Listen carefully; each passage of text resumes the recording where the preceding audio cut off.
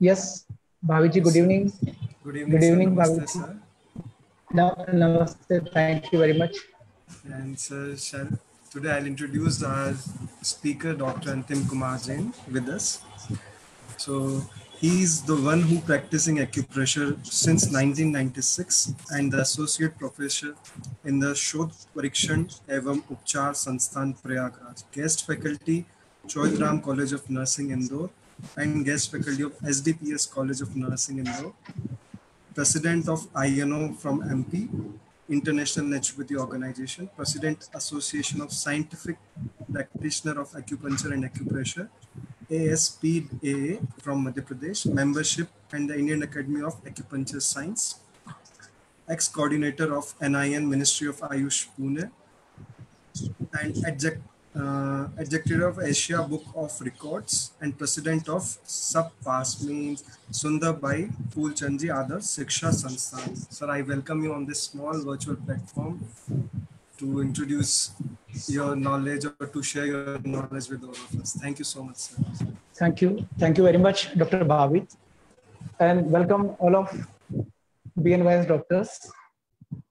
So my today topic is acupressure, acupuncture, concept and the fundamentals. मुझे लगता है कि जब मैं आपसे acupuncture के बारे में बात करूंगा, तो मैं दो चीजों को साथ में बात करूंगा कि हम this is not only talk, just this is only interactive session. अगर हम क्वेश्चन आंसर्स के साथ इस सेशन को स्टार्ट करेंगे, it is very beneficial for you, because मुझे लगता है कि आप सबने एक्यूप्रेशर को, एक्यूपंक्चर को ड्यूरिंग द नेचुरोपैथी कोर्स आपने पढ़ा है, लेकिन मोस्ट ऑफ ऑल मेरा जो एक्सपीरियंस है वो ये है कि जितने भी नेचुरोपैथी डॉक्टर्स होते हैं, बहुत कम प्रैक्टिशनर्स बन पाते हैं एक्यूप्रेशर, एक्यूपंक्चर के। और डॉक्टर भावित ने मुझे इंट्रोड्यूस किया, तो मैं सोचता हूँ कि आज जितने लोग मेरे साथ जुड़े हैं, कम से कम वो अपनी प्रैक्टिस में एक्यूप्रेशर, एक्यूपंक्चर को स्टार्ट करें। तो this is good opportunity for you. और मैं कोशिश करूंगा कि जब मेरा सेशन कंप्लीट होगा, बिफोर द कंप्लीट सेशन आप लोगों को बहुत सारे कुछ नए कंसेप्ट के बारे में इंट्रोड्यूस करूंगा, नए पॉइंट्स के बारे में इंट्रोड्यूस करूंगा, ताकि एक अच्छे नए सिस्टम से आप इंट्रोड्यूस हो जाए। तो again good evening all of you. अगर मैं आपको अपने एक सिस्टम की बात करूं, कंसेप्ट की बात करूं, तो व्हाट इज एक्यूप्रेशर? आपको क्या लगता है? Anyone give me answer.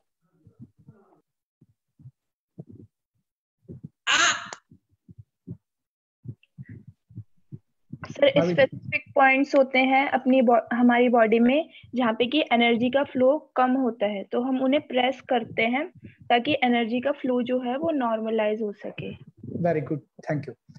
कोई स्पेसिफिक एरियाज जहां पर हमारी एनर्जी का फ्लो हो सकता है? This is right answer. Anyone?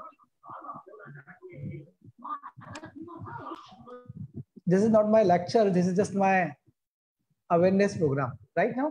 तो anyone can give me answer.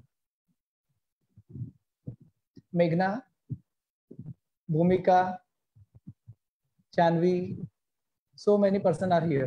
रिया, कोई भी बोल सकता है जिसको अच्छा लगे, है ना। मैं आपसे बहुत दूर हूँ, ऐसा भाभी जी जैसा नहीं बताऊंगा मैं आपको, लेकिन अच्छा लगेगा। तो बताइए क्या लगता है आपको acupressure?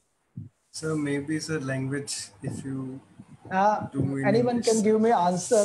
What is acupressure or what is acupuncture?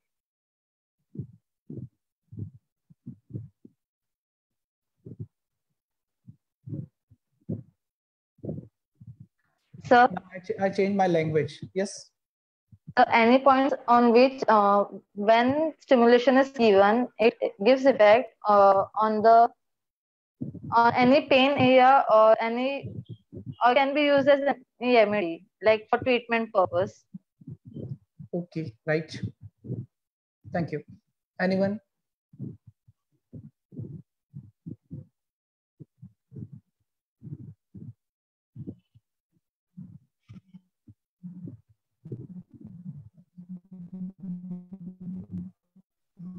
Sir, Riya here.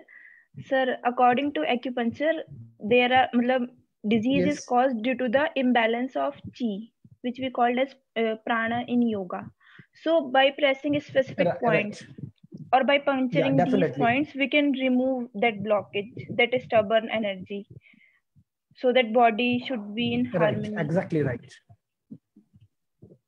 Yes, right. Both way Thank is you, similar. Both system are working as a concept of the energy. But anyone else, just you can see my first slide. I'm told to you, acupressure is an Indian traditional methods, but you can learn the Chinese acupressure, acupuncture. The time you learn the acupuncture is a Chinese medicine. It is not an Indian system. But I asking you, this is system is a completely based on the Indian system. अगर मैं कहूँ तो acupressure system जो है वो completely भारतीय चिकित्सा पद्धति है, कंप्लीटली इंडियन सिस्टम है. और हम इसके बारे में बात करें तो ये लगभग ऐसा कहा जाता है कि this is the oldest system in the Indian traditional method और this is a 5000 year old system. और हम कहते हैं कि acupressure or acupressure is a natural science philosophy and the traditional method of the therapy based on the inbuilt mechanism provided in the human body by the god or by the nature. Because you are also naturopath, so this system is also called by the natural system, right? Both systems are the similar, naturopathy and acupuncture. So you have seen our next slide. I also told you कि acupressure, acupuncture is our traditional method. अगर हम बात करें तो acupressure, acupuncture हमारी Indian system में Indian traditional method है. और इस ट्रेडिशनल मेथड्स की बात करूं मैं आपसे तो नंगे पैर चलना, बहुत सारे ऑर्नामेंट्स पहनना, कहीं क्लैपिंग करना, ताली बजाना, जनेऊ पहना, the all method is related our Indian traditional methods. तो यहाँ से हमें इतना समझ में आएगा कि ये जो भी सिस्टम्स है they are all Indian traditional method. But sometime हम कैसे सकते हैं कि हमारी चीज जब यहाँ से कहीं बाहर चली जाती है तो ज्यादा अच्छी हो जाती है. जस्ट लाइक योगा हम बात करें तो पहले हमारे यहाँ योग था, लेकिन योग जब यहाँ से बाहर चले गया और योगा हो गया आ गया तो it is most popular then rather the yoga type, right? तो यहाँ नाम हो गया उसका योगा. तो just like same thing they come in India and they see our traditional method, and after that they have developed the new science and they have called it Chinese acupuncture. But the Chinese acupuncture or Chinese acupressure system both are the based in Indian tradition. हम पहले भी यही करते थे, बहुत सारे ornaments पहनते थे, इयरिंग्स पहनते थे. जब हम इयरिंग्स पहनते हैं तो कोई स्पेसिफिक एरिया पर हम दबा भी तो देते हैं. अगर हम एक एक्यूप्रेशर सिस्टम की बात करें तो what is acupressure? Acupressure is a combination of the two words. Acu means a specific place and the pressure means the pressure. So acupressure means the giving the pressure on that specific place. So acupressure is a combination of the two techniques. Now acupressure developed in go to so many countries and they have called a different type of the acupressure, acupuncture therapy. So I introduced some different techniques in the related with the acupressure and acupuncture techniques. The some person is called, this is acupressure, acupuncture, reflexology, auricular, shiatsu, electroacupuncture. हम कहते हैं कि ये system तो Indian acupressure ही है, लेकिन जब ये बहुत दूर चले गया, कहीं कहीं चले गया तो सबने इसका एक अलग अलग नाम बना दिया. कहीं लोग इसे एक्यूप्रेशर कहने लगे, कहीं एक्यूपंक्चर कहने लगे, कहीं रिफ्लेक्सोलॉजी कहते हैं, कहीं ऑरिकुलर कहते हैं, कहीं शियासु, कहीं electroacupuncture. But as per our knowledge we are treat on this single our body.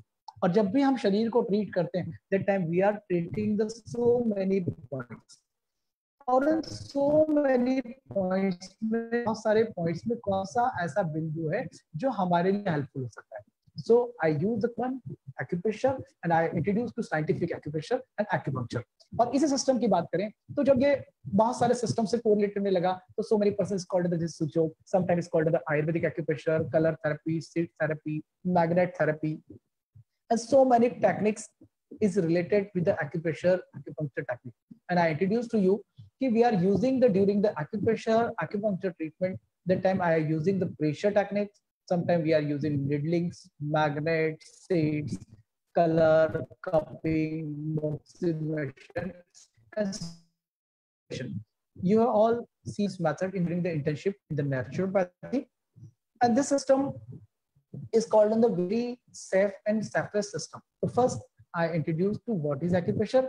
Acupressure is a combination of two words, acu and pressure. And same thing is called the acu and puncture. Acu is called the needles and puncture is called the छेदना. कहीं पर जब हम specific area पर, body के area पर जब needling कर देते हैं, उसे हम acupuncture कहते हैं.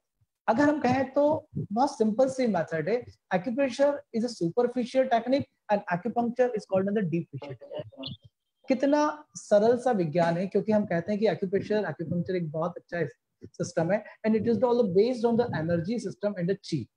लेकिन ये सिस्टम हमारे देश में बहुत ज्यादा डेवलप नहीं हुआ। It is because of the needling, कि हर व्यक्ति निडलिंग नहीं कर सकता है। निडलिंग करने के लिए शायद एक अच्छा डॉक्टर होना चाहिए, एनाटॉमी फिजियोलॉजी आनी चाहिए। तो इस सिस्टम पर इंडिया में जो सबसे ज्यादा काम हुआ, this system is recognised name of the ASPAS. ASPAS is called the acupressure शोध प्रशिक्षण एवं उपचार संस्थान। ये देश का सबसे बड़ा संस्थान जो कि इलाहाबाद में है। मैं वहाँ as a senior faculty workout हूँ। यहाँ आदरणीय श्री MP खेमका सर ने, doctor Shri JP Agarwal sir ने इस सिस्टम को इंट्रोड्यूस किया और पूरे देश में इसको इतना इजीएस्ट सिस्टम बना दिया कि मैं आज आपके सामने सिस्टम को लेकर आया हूँ। और मुझे लगता है कि ये सिस्टम सबसे इजीएस्ट एंड बेस्ट है। लेकिन हम इस सिस्टम के बारे में बात करें तो ये सिस्टम तो उससे भी ज्यादा इजीएस्ट था। जब एक्यूप्रेशर के बारे में नहीं जानते थे, एक्यूपंक्चर के बारे में नहीं जानते थे, तब हम क्या करते थे? अगर सिंपल हम बात करें, हमें एक्यूप्रेशर के बारे में नहीं मालूम है, एक्यूपंक्चर के बारे में नहीं मालूम है, तब हम क्या करते थे? मान लीजिए कि किसी भी व्यक्ति को जब सिर में दर्द होता है, तब आप क्या करेंगे? जब बहुत सिर में दर्द होता है तो क्या होता है? That time you are facing the head, right? तो जब भी सिर में दर्द होता है तो शायद हम सिर को दबा लेते हैं। पैरों में दर्द में होता है तो हम क्या करते हैं? That time we are tapping the legs, हम कहीं ना कहीं पैरों को दबा देते हैं। घर में समटाइम्स देखने में आता है कि कुछ लोग ऐसे हैं जिनको बहुत कमर में दर्द होता है तो कहते हैं कि बैक पे खड़े हो जाइए, प्रेशर दे दीजिए। तो they are all is related with the acupressure और एक्यूपंक्चर सिस्टम। हम कह सकते हैं कि ये सब सिस्टम कहीं ना कहीं एक्यूप्रेशर या एक्यूपंक्चर सिस्टम के साथ है। ड्यूरिंग द योगासन हम क्या करते हैं? योगा में एक्सरसाइज करते हैं, कुछ ब्रीदिंग एक्सरसाइज करते हैं, हम कहीं स्ट्रेचिंग करते हैं। लेकिन हमारा कंप्लीटली ऑब्जेक्ट जो होता है वो किसी स्पेसिफिक एरिया पर, किसी स्पेसिफिक पॉइंट के ऊपर ही होता है। तो acupressure technique is a combination of so many techniques. हम कह सकते हैं कि एक्यूप्रेशर सिंपल टैपिंग की प्रेशर मेथड है, लेकिन उस टैपिंग मेथड को अगर हम योगा के साथ जोड़ लें तो it is called the acu yoga. अगर हम फिजियोथेरेपी के साथ जोड़ दें तो it is related with the acu physio techniques. जो भी फिजियोथेरेपिस्ट होते हैं during the pain they are using the mobilisation technique. तो हम क्या करते हैं वहां पर कि कहीं शोल्डर में दर्द है, कंधे में दर्द है, तो मोबिलाइजेशन करते हैं, मूवमेंट्स करते हैं। और कहीं मूवमेंट्स करने से उस पेशेंट को बड़ा अच्छा लगता है। तो क्यों अच्छा लगता है? Because this area is related to some points, because you know very well कि acupressure is based on the chi system. हम कह सकते हैं कि कहीं ची हमारी जो है एनर्जी ऑब्स्ट्रक्ट हो गई। एक सिंपल सा विजन कंसेप्ट आया कि acupressure is our Indian traditional method and it is also related to so many things because you are all in naturopath. तो हम during the massage technique, massage में भी हम क्या करते हैं? सर्कुलेटरी सिस्टम को इंक्रीज करते हैं। और जब सर्कुलेशन को इंक्रीज करें तब भी हम बॉडी के स्पेसिफिक एरिया में किसी न किसी पॉइंट को स्टिमुलेट करते हैं, प्रेशर देते हैं। तब भी हम वहां क्या कर रहे हैं? किसी स्पेसिफिक एरिया पर दबाव दे रहे हैं, पॉइंट्स पे प्रेशर दे रहे हैं। तो both system are connected. Acupressure is a combination of the so many things.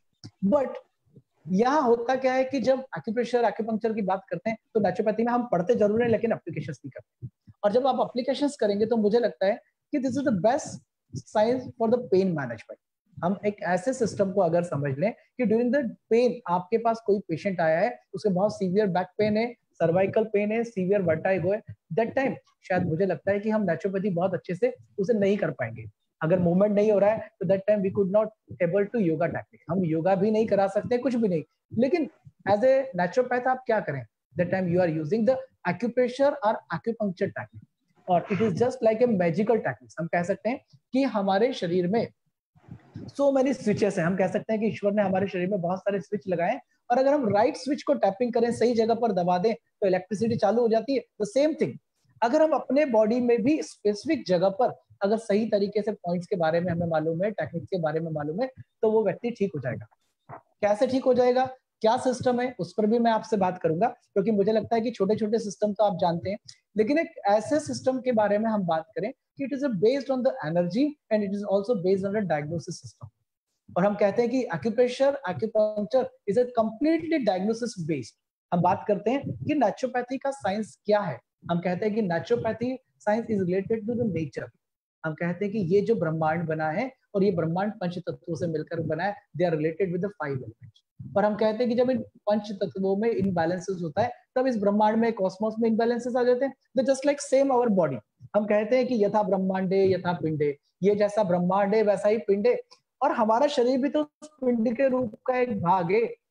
तो हमें इतना ही समझना होगा अकॉर्डिंग टू एक्यूपंक्चर प्रिंसिपल कि इस फिजिकल बॉडी में ये जो शरीर बना है इसमें कहां पर इनबैलेंसेस है। और अगर हम उन इम्बैलेंसेस को समझ लें तो एक्यूप्रेशर के एक एक पॉइंट जो है वो मैजिक के जैसा काम कर सकता है। तो पहले मैं इसकी बेसिक थ्योरी के बारे में बताऊंगा, क्योंकि मैं ऐसा नहीं चाहता हूं कि मैं आपको सिर्फ एक्यूप्रेशर के बारे में छोटा सा बताऊं, लॉलीपॉप दे दूं, अच्छा लगे, लेकिन मैं चाहता हूं कि यू आर ऑल्सो प्रैक्टिशनर, तो एक अच्छे सिस्टम पे चले जाइए, उसकी विजन को क्लियर कर लीजिए। तो शायद मुझे लगता है कि एक्यूप्रेशर क्या है, एक्यूपंक्चर क्या है, क्लियर हो गया आपको विजन। कभी भी ऐसा मत सोचिए कि एक्यूप्रेशर है तो कहीं इधर दबाया इधर दबाया। मैं तो कहता हूं कि हमारी फिजिकल बॉडी में जब भी आप कहीं पर दबाते हैं, this system is called an acupressure, और कहीं पर भी आप निडल लगा दीजिए, सुई लगा दीजिए, this system is called an acupuncture. हाँ, लेकिन एक साइंटिफिक एक्यूप्रेशर अलग हो सकता है, एक नॉन साइंटिफिक एक्यूप्रेशर। और जब हम इस एक्यूप्रेशर सिस्टम की बात करते हैं तो एक्यूप्रेशर में क्या करें, कैसे करें, जब भी किसी एरिया पर अगर हमें दर्द होता है, हम उस जगह पर दबा लें तो शायद हमें वहां रिलीफ मिलता है। अकॉर्डिंग टू एक्यूपंक्चर थ्योरी हम उसे कहते हैं कि this point is called the आशी पॉइंट्स, जहां पर भी हमें रिलीफ मिलता है हम उसे आशी पॉइंट्स कहते हैं, या हम उसे कहते हैं कि वो हमारे लोकल पॉइंट्स। तो मैं फ्रेंड्स आपको ये भी बताऊंगा कि इन सारे सिस्टम को कैसे एक चैनलाइज कर लें, सिस्टम में ले आए, तो शायद 1 घंटे की क्लास के बाद में आपको लगेगा कि हम भी एक्यूप्रेशर एक्यूपंक्चर कर सकते हैं और बहुत अच्छे रिजल्ट्स मिलेंगे। डॉक्टर भावित बहुत अच्छे रेगुलरली वर्कशॉप्स करते हैं, इवेंट्स करते हैं, मैं रेगुलरली देखता हूँ। तो मुझे लगता है कि उनका जो ऑब्जेक्ट है वो लोगो को इसको सिखाना, स्प्रेड करना। And the same my motto, we teach one, please अपना वॉल्यूम म्यूट कर लीजिए। तो सेम थिंग मेरा भी है कि we teach one, they teach one and they also treat one. अगर मैं आपको एक सिस्टम से इंट्रोड्यूस कर लूंगा तो बहुत अच्छे से करने लगेंगे। तो पहले हम बात करते हैं इस सिस्टम के बारे में कि ये जो हमारा सिस्टम है ये कैसे काम करता है, इसमें क्या क्या है। तो मैं कुछ नई स्क्रीन पे आपके साथ स्लाइड शेयर कर रहा हूं और हम उसी पे डिस्कशन करने वाले हैं। In between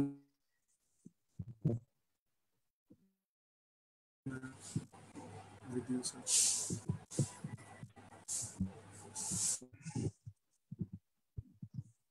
If you are seeing my slide, this slide is called the yin and yang theory of yin and yang.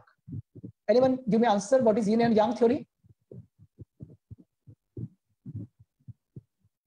What is yin and what is yang? Please. Kirti? No? Anyone?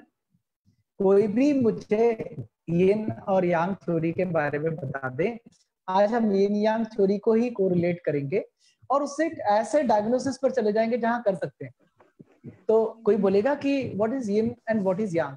Yes, so yin and yang are the two opposite poles and two aspects of chi, and they both are opposite to each other. And like if yin is female, then yang is male, and yin is cold, then yang is hot. They both are opposite to each other. If they both are in balance, then our chi is in balance, and our body will be in harmony condition. And if they are imbalanced, then our chi will be imbalanced, and our body function, our vital function will be imbalanced. Right. Thank you, Janvi. Anyone?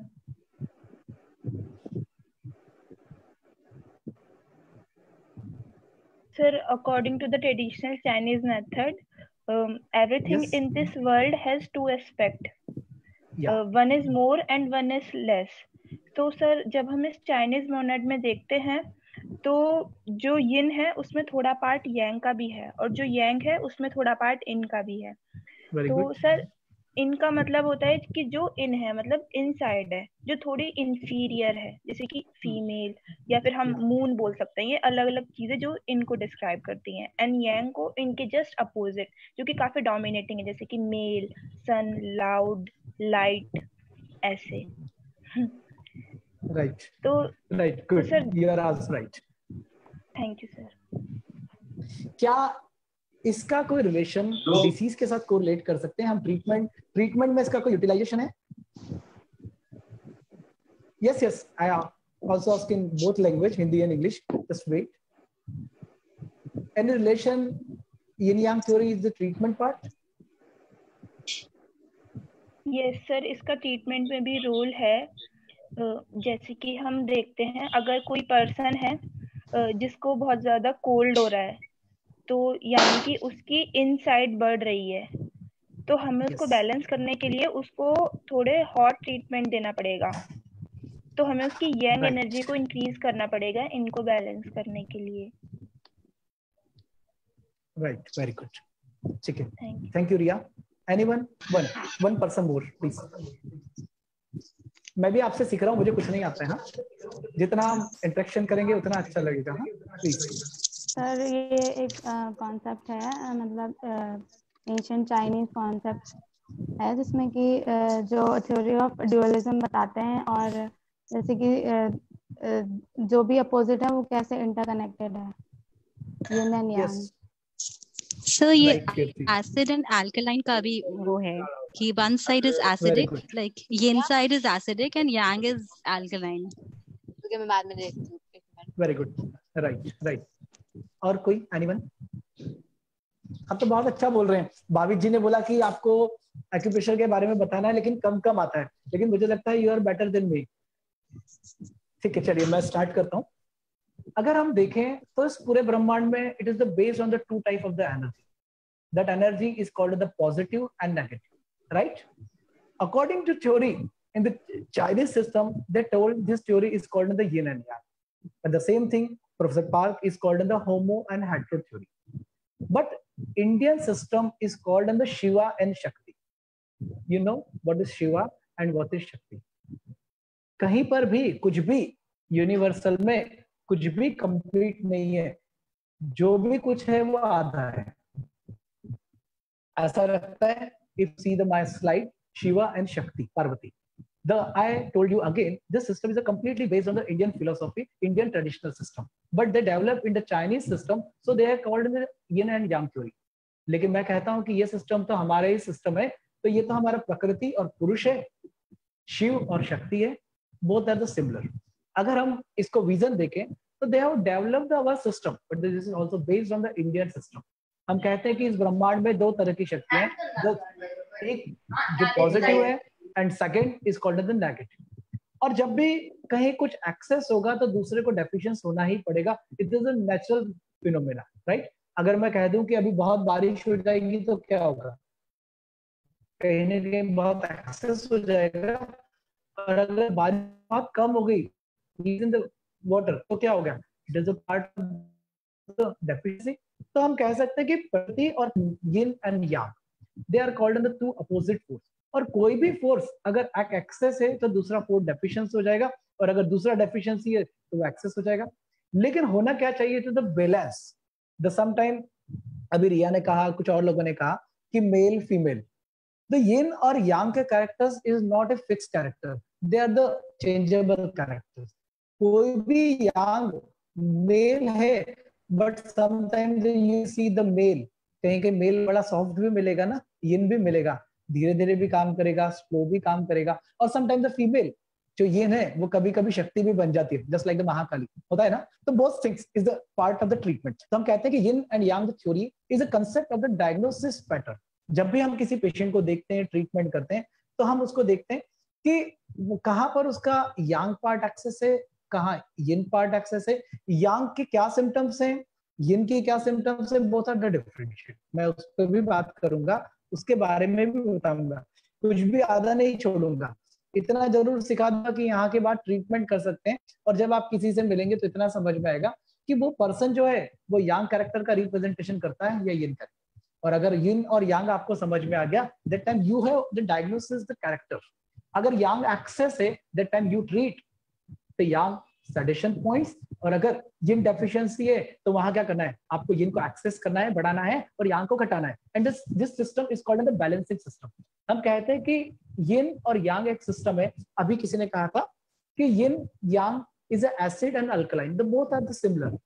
किसी भी चीज में दो ही पहले होते हैं, एक सिक्के के दो पार्ट होते हैं। And this system is called the sympathetic and parasympathetic nervous system.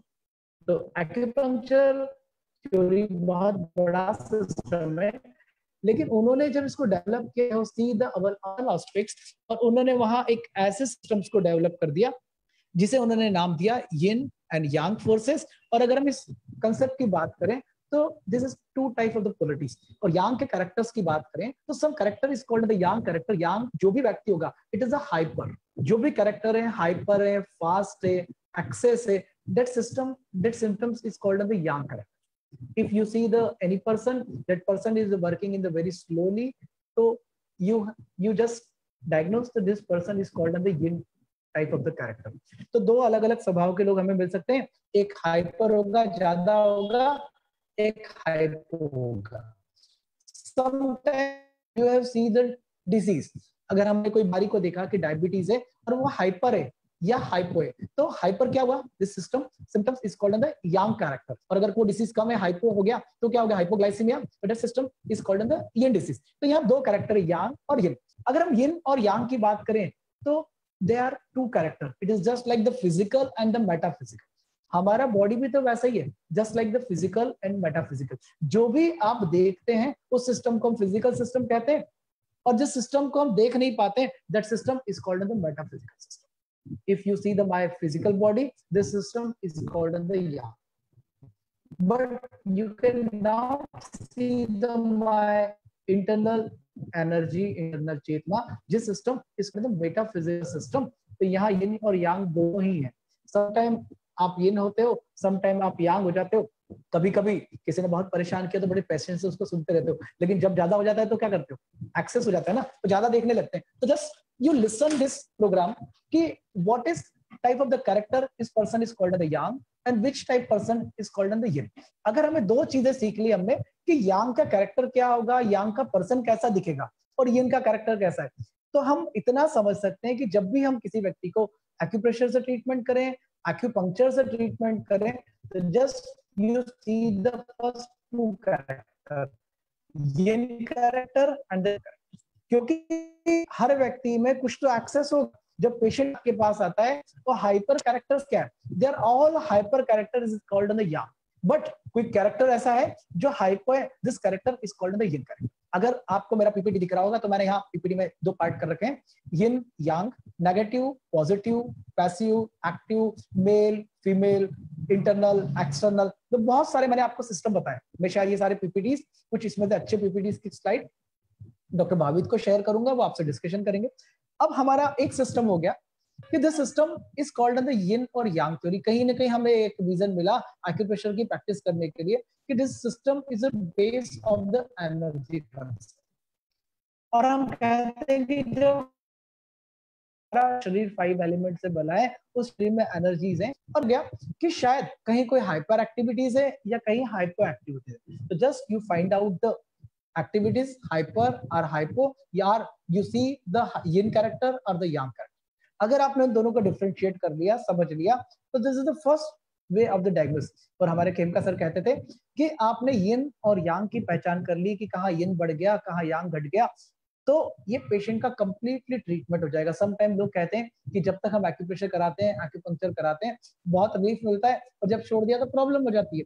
तो क्यों हो जाता है कि जो लोग भी एक्यूप्रेशर एक्यूपंक्चर करते हैं, they never treat the diagnosis method, just they are using the only simple points। और अगर हमने इस सिस्टम को समझ लिया, डायग्नोस मेथड को समझ लिया, तो मुझे लगता है कि वो आपको बहुत ज्यादा अच्छे से हेल्प करेगा।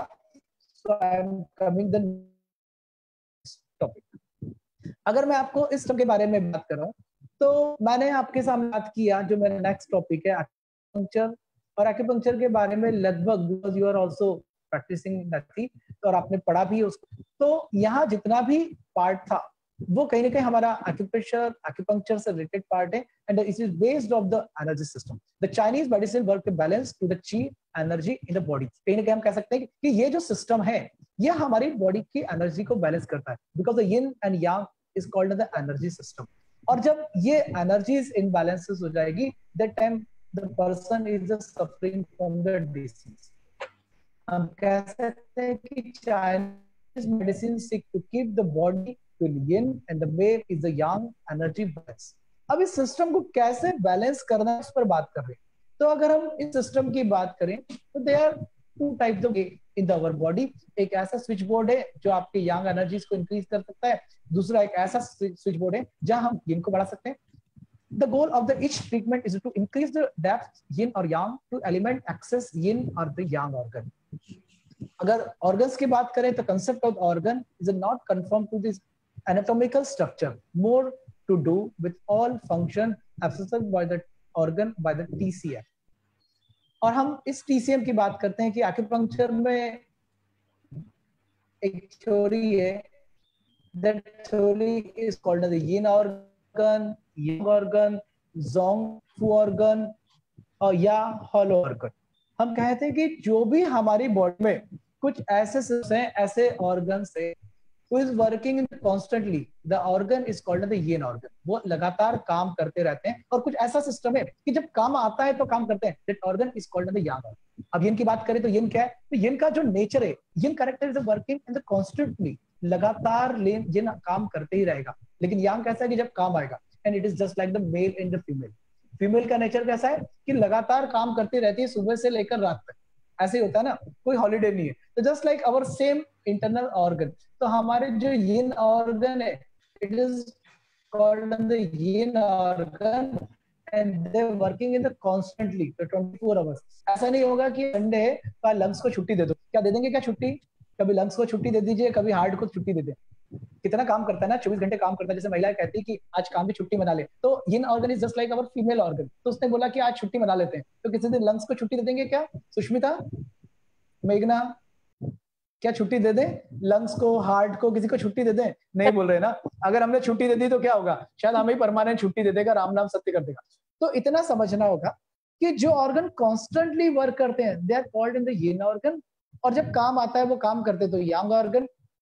हम कह सकते हैं कि kidney is our yin organ and urinary bladder is Yang. Kidney क्या करती है? कॉन्स्टेंटली करती है और वहां से फिल्ट्रेशन करके वो यूरिनरी ब्लडर को कुछ दे देती है. तो it is just like husband and wife relation. जब भी वाइफ बीमार है तो हस्बैंड भी बीमार हो जाएगा, और हस्बैंड बीमार है तो वाइफ भी हो जाएगी. एक्यूप्रेशर एक्यूपंक्चर थ्योरी में तो पूरा का पूरा परिवार है, हस्बैंड वाइफ भी है, मदर फादर भी है, बच्चे भी है, नाना नानी भी है, दादा दादी भी है. And it is the base of the concept theory. कहीं ना कहीं हम कह सकते हैं कि it is based on the philosophy treatment, कि वहां एक फिलोसॉफिकल ट्रीटमेंट है. But the WHO is also recognise acupuncture. It is complete system, it is complete science. And WHO कहता है कि अराउंड द 14 डिसीज ऐसी है, 40 तरह की बीमारियां ऐसी है जिनका एक्यूप्रेशर एक्यूपंक्चर के माध्यम से हम बहुत अच्छा ट्रीटमेंट कर सकते हैं. तो एक छोटा सा विजन मैंने आपको यिन यांग के ऑर्गन्स का दिया. अब हम बात करें तो हाउ दिस सिस्टम वर्क.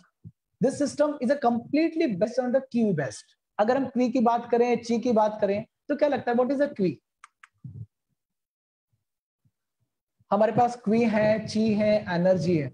हम कहते हैं कि this is called the qi, vapour, stream, gas, rice, energy, material force, matter, ether, matter energy, breath. या हम कह सकते हैं this is called the vital force, life force, vital power, moving power, essence, function. There's so many things. अगर इसको और थोड़े से डेप्थ में आपके साथ ले जाऊं तो आप क्या कहेंगे कि व्हाट इज द ची?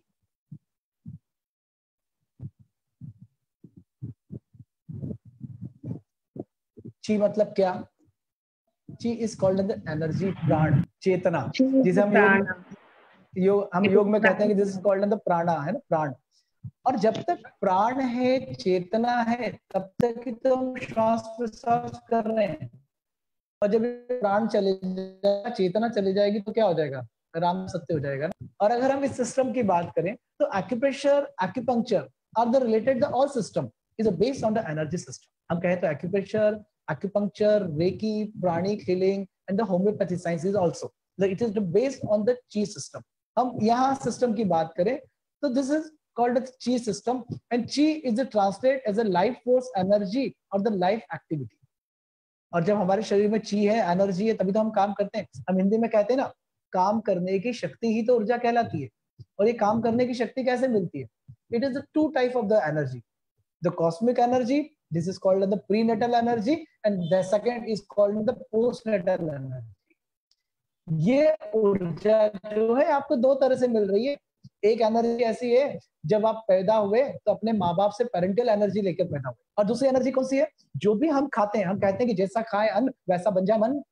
तो अन्न हमेशा अच्छा खाना है। नेचुरोपैथी में तो ये कहते हैं कि your food is your medicine, हम ऐसा ही कहते हैं। तो यहाँ पर भी द ची is a based of the energy system.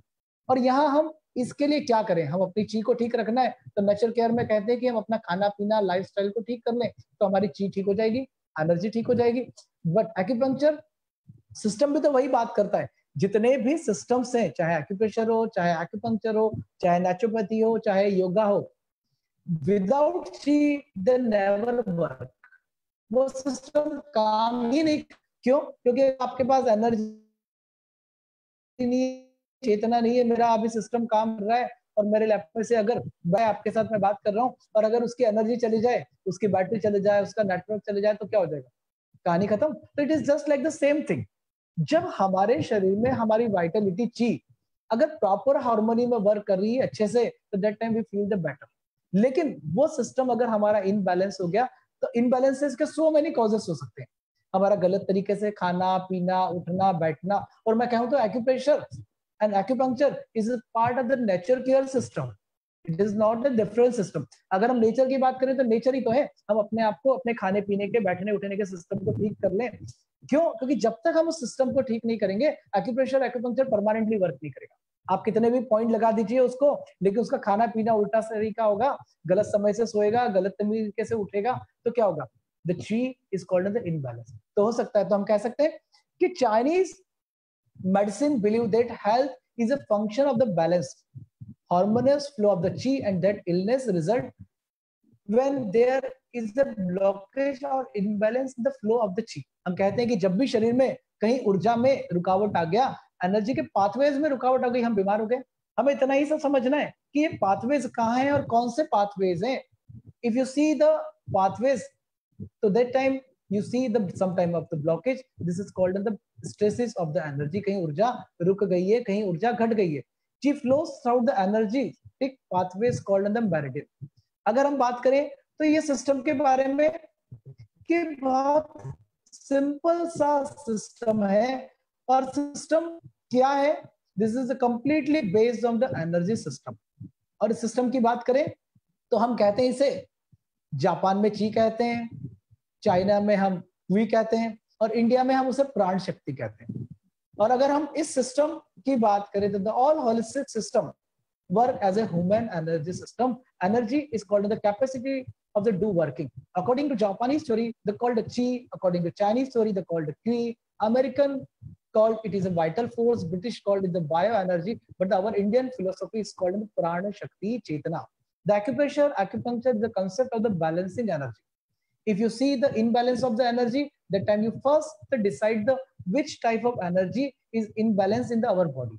और अगर आपने समझ लिया कि हमारे शरीर में कहां पर एनर्जी बढ़ी है, कहां पर एनर्जी घटी है, तो आप चाहे नेचुरोपैथी से ट्रीटमेंट करिए, चाहे योगा से ट्रीटमेंट करिए, एक्यूप्रेशर से ट्रीटमेंट करिए, आपको बहुत अच्छे रिजल्ट्स मिलेंगे। मैं तो कहता हूं कि एक्यूप्रेशर एक्यूपंक्चर में ची तो है ही, लेकिन योगा में भी तो ची है। और ची का मतलब क्या? हम कहते हैं कि ये जो एनर्जी है ये हमारे बॉडी में फ्लो करती है। और फ्लो की बात करें तो हम कहते हैं कि आयुर्वेद में जिन पॉइंट्स की बात करते हैं, आयुर्वेद में उसे कहते हैं कि हमारे शरीर में मर्म बिंदु है। हम आयुर्वेद में कहते हैं कि हमारे शरीर में नाड़ियां हैं। और नाड़ियां कितनी हो सकती है हमारे शरीर में? हम कहते हैं कि 72,000 नाड़ियां हैं। लेकिन उन 72,000 नाड़ियों पे चाइनीज ने रिसर्च नहीं किया है। They have research in the 12 pathways of the energy. उन्होंने कहा कि हमारे शरीर में 12 ऐसे पाथवेज हैं जहां पर एनर्जी मूव करती है। सम टाइम उस एनर्जीज के पाथवेज में कहीं कोई ऑब्स्ट्रक्शन आ गया, ब्लॉकेज आ गया, तो हम बीमार हो जाते हैं। As a good acupressure acupuncturist क्या देखता है कि कहां पर यिन और यांग में इनबैलेंसेस हुआ है, कहां पर हमारे पाथवेज में ऑब्स्ट्रक्शन आया है। अगर हम राइट पाथवेज के ऑब्स्ट्रक्शंस को निकाल दें तो हम जल्दी ठीक हो जाएंगे। ऐसा हो सकता है या नहीं हो सकता है? आपके सिस्टम के पास भी, आपके पास भी ऐसा ही सिस्टम है। आप वर्क करते हैं नेचुरोपैथी में, और हम नेचुरोपैथी की बात करते हैं कि बहुत सारे लोग रेगुलरली ब्रीदिंग एक्सरसाइज करते हैं, प्राणायाम करते हैं, लेकिन उनकी बॉडी में बहुत सारे टॉक्सिन्स हैं। जब तक वो इंटरनल टॉक्सिन्स को बाहर नहीं निकालेंगे, क्या योगा हेल्प करेगा? करेगा या नहीं करेगा? नहीं करेगा ना। तो दैट टाइम यू टोल्ड कि पेशेंट को हम कहते हैं कि डिटॉक्स कर लो, शरीर की सफाई कर लो। तो सेम थिंग एक्यूप्रेशर भी, एक्यूपंक्चर भी, हम जो एनर्जीज के पास हैं वहां पर जो ब्लॉकेज आए उन ब्लॉकेज को हटा देता है। और जब वो ब्लॉकेज हट गया तो एनर्जीज क्या हो जाएगी? एनर्जी बैलेंस होने लगेगी और वो पर्सन ठीक है। तो this is what is acupuncture and it is the base of the theory of the yin and Yang. When yin and yang is called the energy, जब यिन यांग एनर्जीज इनबैलेंसेस हुई तो हम बीमार हो जाते हैं। और ये एनर्जीज कहां पर मूव करती है? This energy is moving our whole body, सिर से लेकर पैर तक और पैर से लेकर ऊपर तक। पाथवेज है, different different type of pathways हैं, और उन पाथवेज को, उन रोड को, अलग अलग रास्तों को हम कहते हैं कि वो एनर्जी के पाथवेज है, मेरिडियंस है। और सम टाइम ऐसा भी होता है कि हम कहते हैं कि किसी व्यक्ति को कार्डियक प्रॉब्लम हो गया तो उसको क्या हो गया, बाईपास कराना है, तो मेरिडियन भी इंटरनल बाईपास कर लेती है। हम नेचुरोपैथी में भी कहते हैं कि हमारी बॉडी नेचुरली सारे रास्ते बना लेती है ना। तो ऐसे ही एक्यूप्रेशर में भी होता है, लेकिन जब वो एनर्जीज वहां ऑब्स्ट्रक्ट होने लगती है तो वो धीरे धीरे हमारी बॉडी के एनर्जीज को अफेक्ट करती है और वो व्यक्ति कहीं ना कहीं बीमार हो जाता है। और एक अच्छे एक्यूपंक्चरिस्ट को ये समझना है कि वो एनर्जीज कहाँ पर ऑब्स्ट्रक्शन हुआ है, कहाँ पर ब्लॉकेज हुआ है, और अगर हम उसको समझ लें तो वो हमें बहुत हेल्प करेगा।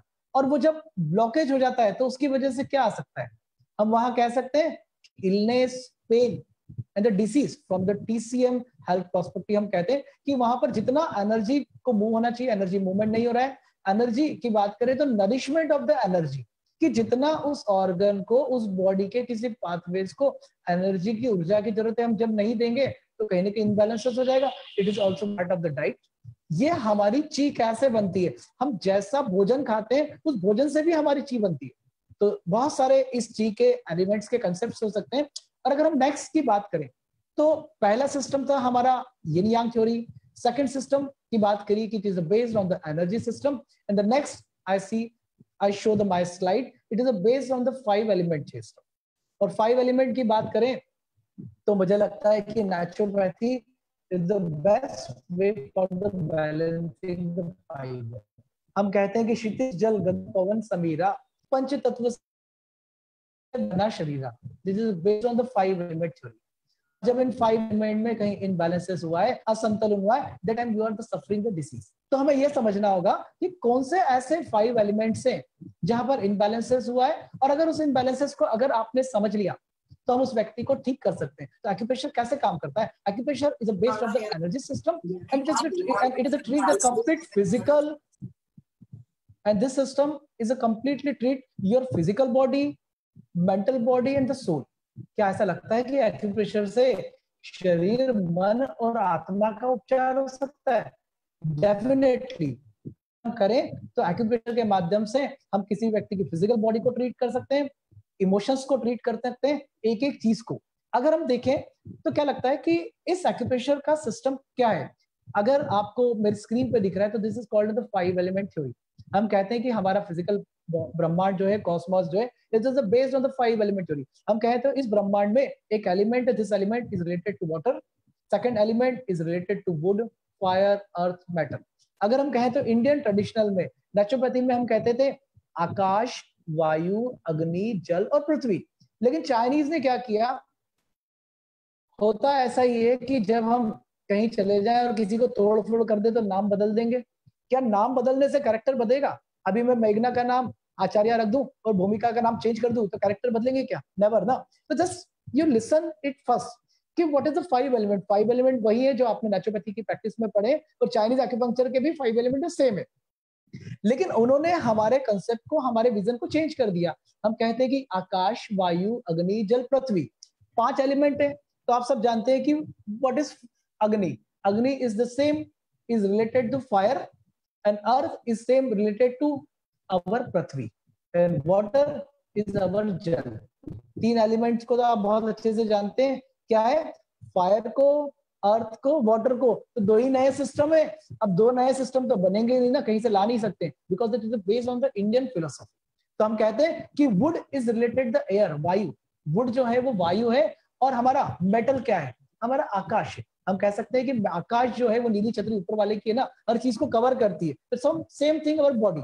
यहाँ मेटल से क्या है? जो भी आपका बॉडी का पार्ट है जो आपकी बॉडी को कवर करता है, it is just like the skin. Skin is also part of the matter element, and would energy is called the wind energy, वायु। तो this is the same similarity between the Chinese acupuncture and the naturopathy. दोनों system एक ही है, कहीं differentiate नहीं है। लेकिन हमें अपने कंसेप्ट को, अपने विजन को आपने नेचुरोपैथी में पढ़ा है, उस विजन के साथ जब आप आगे जाएंगे तो एक्यूप्रेशर, एक्यूपंक्चर बहुत हेल्प करेगा। और हम कहते हैं कि ये पूरा ब्रह्मांड 5 एलिमेंट से बना है और हर एलिमेंट एक दूसरे एलिमेंट को क्रिएशन करने में बहुत हेल्प करता है। और अगर वो क्रिएशन नहीं होगा तो क्या होगा, डिस्कशन क्यों हो जाएगा। इस पूरे ब्रह्मांड में 2 ही फोर्सेस थे, the first is called the yin and Yang. Yin and yang is called the husband and wife. अगर यिन यांग नहीं होते, हस्बैंड वाइफ नहीं होता, तो इस ब्रह्मांड में क्रिएशन कैसे होता, कभी होता क्या, नहीं होता। द सेम थिंग इस पूरे ब्रह्मांड में जो कुछ भी है वो क्या है, it is based on the 5 element theory. अगर इस साइकिल में देखें आप तो हम कह सकते हैं कि water is a creator of the wood. अगर जब तक मैं झाड़ में पानी नहीं डालूंगा, झाड़ कभी ग्रोथ करेगा क्या, नेवर। तो झाड़ को पानी चाहिए तभी तो ग्रोथ करे। और हम कहते हैं कि would is related with the fire. झाड़ जो है वो फायर से रिलेटेड, तो कैसे, जब उस झाड़ों में मूवमेंट होगा, the when the movement is the create in the trees, the create the fire, वहां क्या पैदा हो जाएगी, अग्नि पैदा हो जाएगी। और जब आग बुझ जाएगी तो किस रूप में मिलेगी आपको, एश के रूप में मिलेगी, अर्थ के रूप में मिलेगी। और अर्थ का इंटरनल पार्ट क्या है, हमारी मेटल्स है, धातु है, पेट्रोल। और जब अर्थ डिसॉल्व हो जाएगा, it is again regenerate the form of the water. So this system is called the 5 element theory. So it is also based on the natural philosophy and the natural system. तो हम कह सकते हैं कि acupuncture is a completely system of the balancing theory. और अगर हमने physical body में समझ लिया कि कहां पर कौन सा एलिमेंट एक्सेस है, कौन सा एलिमेंट इनबैलेंस है, आप एक्यूप्रेशर के माध्यम से ट्रीट कर सकते हैं। आप नेचुरोपैथी के हाइड्रोथेरेपी के माध्यम से ट्रीट कर सकते हैं।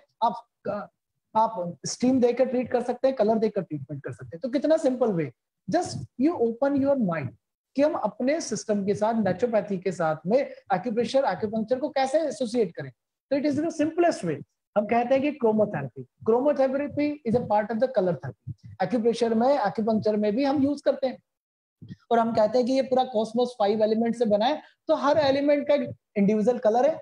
और उस एलिमेंट से रिलेटेड बहुत सारे हमारे बॉडी के ऑर्गन से, मैं एक एग्जांपल दूंगा कि water is a single element. तो वाटर जैसा इंटरनल हमारे ऑर्गन कौन से रिलेटेड हो सकते हैं, they are associate with our kidney and the urinary bladder.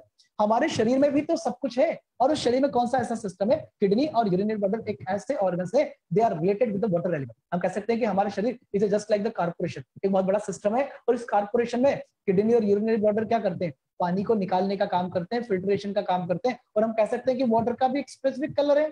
कौन सा कलर हो सकता है, ब्लू कलर हो सकता है वाटर के लिए।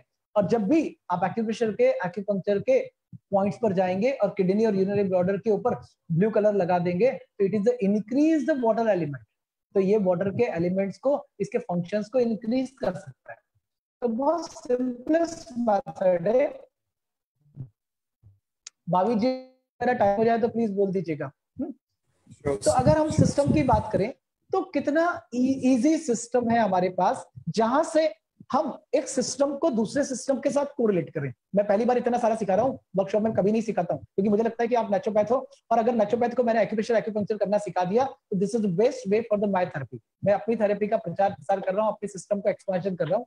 क्योंकि जब भी मैं नेचुरोपैथी डॉक्टर से मिलता हूँ, वो कहते हैं कि हमें तो एक्यूप्रेशर, एक्यूपंक्चर के बारे में आते ही नहीं सर, हम पढ़ते ही नहीं। लेकिन जब मेरे साथ में जो लोग नेचुरोपैथी के डॉक्टर्स जुड़ते हैं, वो नेचुरोपैथी तो कम यूज करते हैं, एक्यूप्रेशर और एक्यूपंक्चर की ही प्रैक्टिस करने लगते हैं। जब मैं उनके थोड़े दिन बाद विजिटिंग कार्ड देखता हूँ, बोर्ड देखता हूँ, तो they are as expert in the acupressure, acupuncture. तो मुझे लगता है कि आपको भी ये काम करना चाहिए।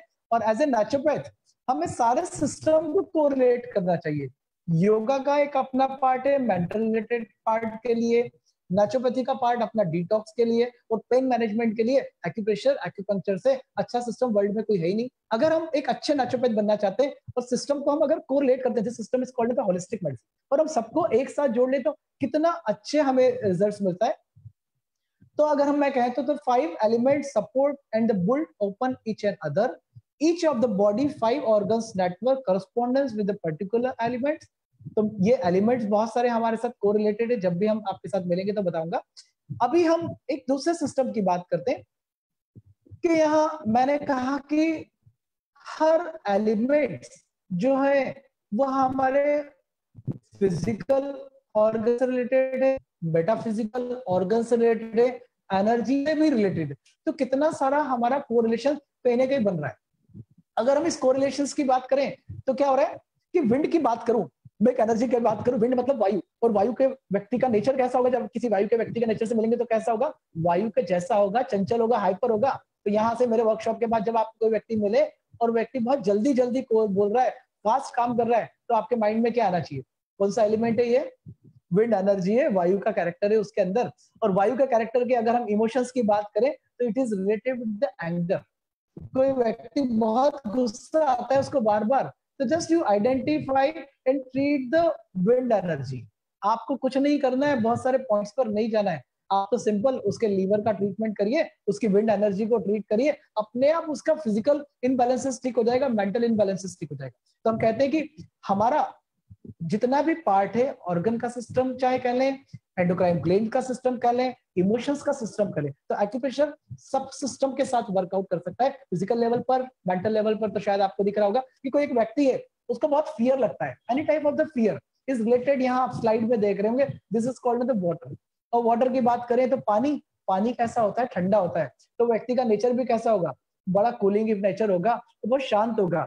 जो भी वर्कआउट करेगा वो स्लोली स्लोली करेगा, धीरे धीरे करेगा, आराम से करेगा। If you see the any type person, आपको लगता है कि वहां कोई व्यक्ति बहुत धीरे धीरे काम करता है, उसको बहुत डर लगता है in the any as of the group. ऐसा नहीं कि ओल्ड एज में ही फियर आएगा, अगर छोटा बच्चा है उसको भी बहुत फियर लगता है, डर लगता है, तो आपके माइंड में एक प्रिपरेशन होना चाहिए कि this is related with the water element. हमें कहीं ना कहीं वाटर को ट्रीट करना है। तो दो कोरिलेशन बताया मैंने, एंगर के बारे में वुड का, दूसरा बताया मैंने वाटर से फियर। तो हम अगर चाहें तो एक्यूप्रेशर, एक्यूपंक्चर के माध्यम से उसके फिजिकल बॉडी को ट्रीट कर सकते हैं, मेटाफिजिकल बॉडी को ट्रीट कर सकते हैं। और यहाँ each and every test is also related the our body. यहाँ आपको स्लाइड में दिख रहा होगा कि फायर के साथ एक टेस्ट है बीटर, अर्थ के साथ है मीठा, मेटल में पंजेंट, वाटर में सॉल्टी एंड वुड में सोर। अगर मैं बात करूं कि सिंपल व्यक्ति की बॉडी में एक्सेस हीट हो गई, तब जब बहुत एक्सेस हीट रहेगी तो क्या हो जाएगा? If you ask the patient कि क्या टेम्परेचर है, गर्मी लग रही, तो मुंह का टेस्ट कैसा है? हम केस टेकिंग करते हैं पेशेंट को देखने से पहले, चाहे एक्यूप्रेशर हो, चाहे एक्यूपंक्चर हो, चाहे नेचुरोपैथी हो, अदर सिस्टम। तो पेशेंट ने बोला कि मुझे हमेशा कड़वा टेस्ट आ रहा है, हमेशा बीटर टेस्ट आ रहा है, तो first you note down that this is the fire energy is the access and you treat only the fire energy. Simple एक सिम्टम के आधार पर भी अगर आप उसको ट्रीट करते हैं तो उसकी होल बॉडी, होल सिस्टम को हम ट्रीट कर सकते हैं। तो दिस इज सिंपलेस्ट वे। तो वहां हम बात करें तो एक्यूपंक्चर में, एक्यूप्रेशर थ्योरी में the four way of the treatment. मैं अपनी बात को धीरे धीरे क्लोज करूंगा आपको डायग्नोसिस सिखाकर कि जब हम एक्यूप्रेशर ट्रीट करते हैं, एक्यूपंक्चर में ट्रीट करते हैं, तो कैसे करते हैं। It is way of the four way of the diagnosis method. First, diagnosis by the looking. क्या आपको लगता है कि हम पेशेंट को देखकर ट्रीटमेंट कर सकते हैं? अब देखना कैसे, कैसे चलता है, कैसे उठता है, कैसे बैठता है और कैसा स्ट्रक्चर है उसका। अगर उसका स्ट्रक्चर लंबा है, चौड़ा है, छोटा है, बड़ा है, they all character is related with our yin and Yang theory. तो हम सिंपल पेशेंट को देखकर भी उसकी ट्रीटमेंट कर सकते हैं, उसके कॉन्स्टिट्यूशन के बारे में पता कर सकते हैं। क्या देखकर हम किसी के बारे में बता सकते हैं या नहीं कर सकते? कोई व्यक्ति है आपको बड़ा सेडेशन में दिख रहा है, आप उससे पूछोगे ना कि भाई जीवन में कब हंसे थे, कुछ हंसते भी हो या सेडेशन में हो, तो आपने देखा और देख से समझ में आएगा। कुछ व्यक्ति ऐसे होते हैं कि जब हम पहली बार मिलते हैं तो हमें लगता है बाप रे कितना सेल्फिश नेचर है, और कुछ लोग कितने लगते हैं कि बड़े अच्छे लगते हैं, बड़ा हेल्पिंग नेचर लिखेगा। तो first you see their body, physical body को देख सकते हैं, एक्सटर्नल बॉडी को देख सकते हैं। The second diagnosis method is called by the hearing and the smelling. Hearing मतलब सुनकर। हमारी टेक्निक कहती है कि पेशेंट को सुनो। मैं तो कहता हूँ भाई जितना पेशेंट को सुनोगे ना उतना ज्यादा वो बोलेगा, क्योंकि होलिस्टिक मेडिसिन में, अल्टरनेटिव मेडिसिन में सुनने का बड़ा इंपॉर्टेंट पार्ट है। अब अगर मॉडर्न मेडिसिन की तरफ चले जाए और किसी साइंस की तरफ चले जाए तो वहां पेशेंट के साथ डॉक्टर सुनना ही नहीं चाहता है। एक डॉक्टर का भी एक असिस्टेंट होता है और वो सारा पेशेंट का केस टेकिंग कर लेता है। तो डॉक्टर ने प्रिस्क्रिप्शन लिख दिया, पेशेंट चले गया, तो पेशेंट कहता है कि सर मैं किसी डॉक्टर को दिखा के आया, तो डॉक्टर साहब ने तो मेरी बात सुनी नहीं, लेकिन मुझसे 1000 रुपए ले लिए। और लेकिन अगर एक एक्यूप्रेशर, एक एक्यूपंक्चरिस्ट, नेचुरोपैथ पेशेंट की बात को सुन के ट्रीटमेंट करे तो क्या होगा? आधा ट्रीटमेंट तो वही हो जाएगा। हम कहते हैं कि 90% disorder is called as psychosomatic disorders. आपको वहां पेशेंट को सुनकर ये डायग्नोस करना है कि this disease is called the physical disorder और this disease is related to mental disorder. और अगर आपने समझ लिया कि जो बीमारी मन की है तो मन का एक्यूप्रेशर के पॉइंट से इलाज करिए, और आपको लगता है फिजिकल डिस्टर्बेंस से, फिजिकल डिसऑर्डर से ट्रीटमेंट करिए। समझ में आ रही होगी शायद मेरी बात आपको। तो first looking by the treatment, hearing and the smelling. Smelling is a very important part. जब हम किसी व्यक्ति के साथ बैठते हैं तो उसकी बॉडी में डिफरेंट डिफरेंट तरह की स्मेल्स आ सकती है, और भी एक एक्यूप्रेशर में, एक्यूपंक्चर में ट्रीटमेंट करने का तरीका होता है. Third is part of the asking. Asking मतलब क्वेश्चन आंसर. हम जितना क्वेश्चन आंसर करें, हम क्या पूछ सकते हैं? आप जब भी काम करते हो तो जल्दी जल्दी काम करते हो, धीरे धीरे काम करते हो. पेशेंट ने कहा कि मैं तो बहुत जल्दी जल्दी काम कर लेता हूँ, तो that time you prepare in your mind this patient is related to wind energy. ये विंड एनर्जी से रिलेटेड है, तभी तो जल्दी काम कर रहा है. आपने पूछा कैसे हो, तो पेशेंट बोलेगा अरे भैया समझ में ही नहीं आता है क्या हो रहा है कुछ, मैं तो बड़ा परेशान हो गया. तो आपके माइंड में आना चाहिए कि this character is coldness related. आपने पेशेंट को देखा तो समझ में आया, आपने बात किया तो समझ में आया. तो this is the way of the treatment by the acupressure and acupuncture, and you have also aid this method.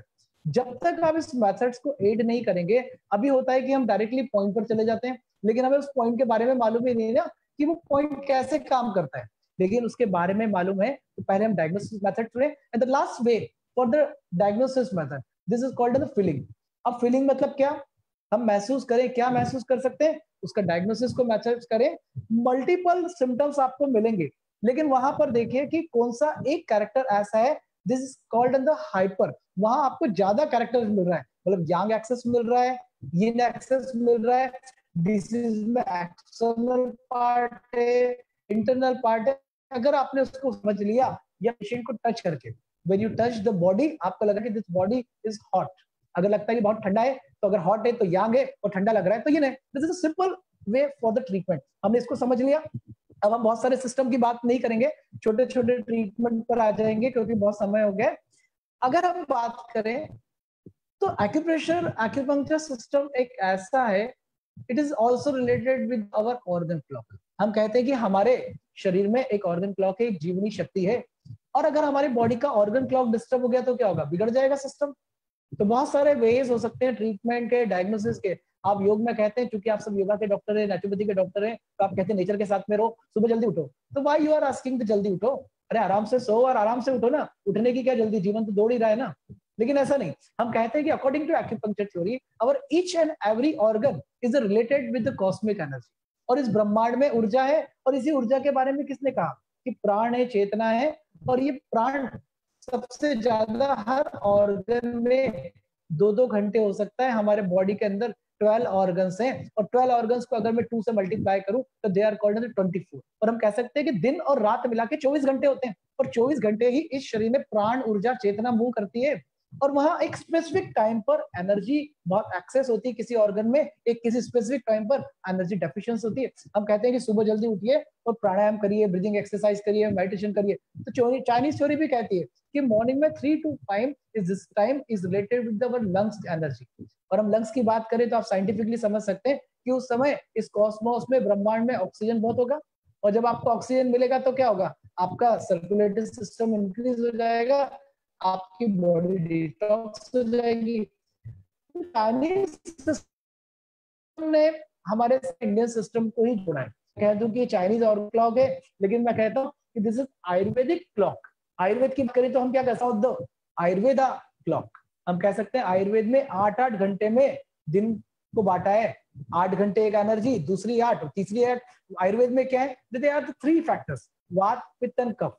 और जब ये इनबैलेंसेस हो जाते हैं, they are called in the tridosha, कि ये कहीं ना कहीं त्रिदोष हो गया है, इनबैलेंसेस हो गया. तो चाइनीज ने जो सिस्टम लिया वो सब कुछ इंडियन सिस्टम ही था, हमारा आयुर्वेद था. और उन आयुर्वेद में मर्म बिंदुओं के बारे में जो बात हुई, it is part of the acupuncture theory, लेकिन it is based on the marma theory. और मर्म की बात करें तो बड़ा सिंपल सिस्टम है. हम कहते हैं कि आयुर्वेद में 108 मर्म बिंदु है, और हर मर्म बिंदु एक स्पेसिफिक पॉइंट हो सकता है, एक लाइफ सेविंग पॉइंट हो सकता है.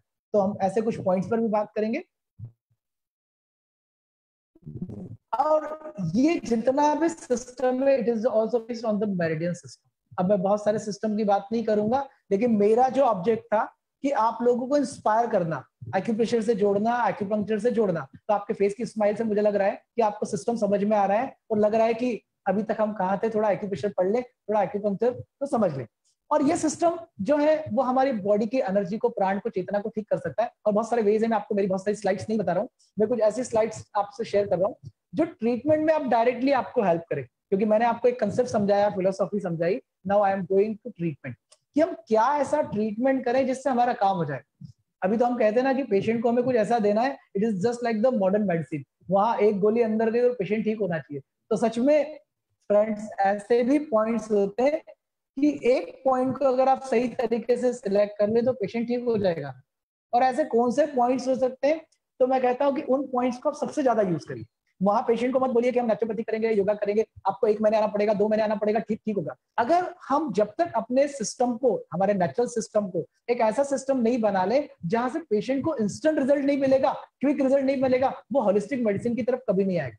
तो हम कैसे इस सिस्टम को इतना ईजी बना ले जहां पेशेंट को रिजल्ट मिल जाना चाहिए। तो वो रिजल्ट का पाथवेज क्या हो सकता है, सम स्पेसिफिक पॉइंट, और उन स्पेसिफिक पॉइंट्स के बारे में मैं आपसे बात करने वाला हूं।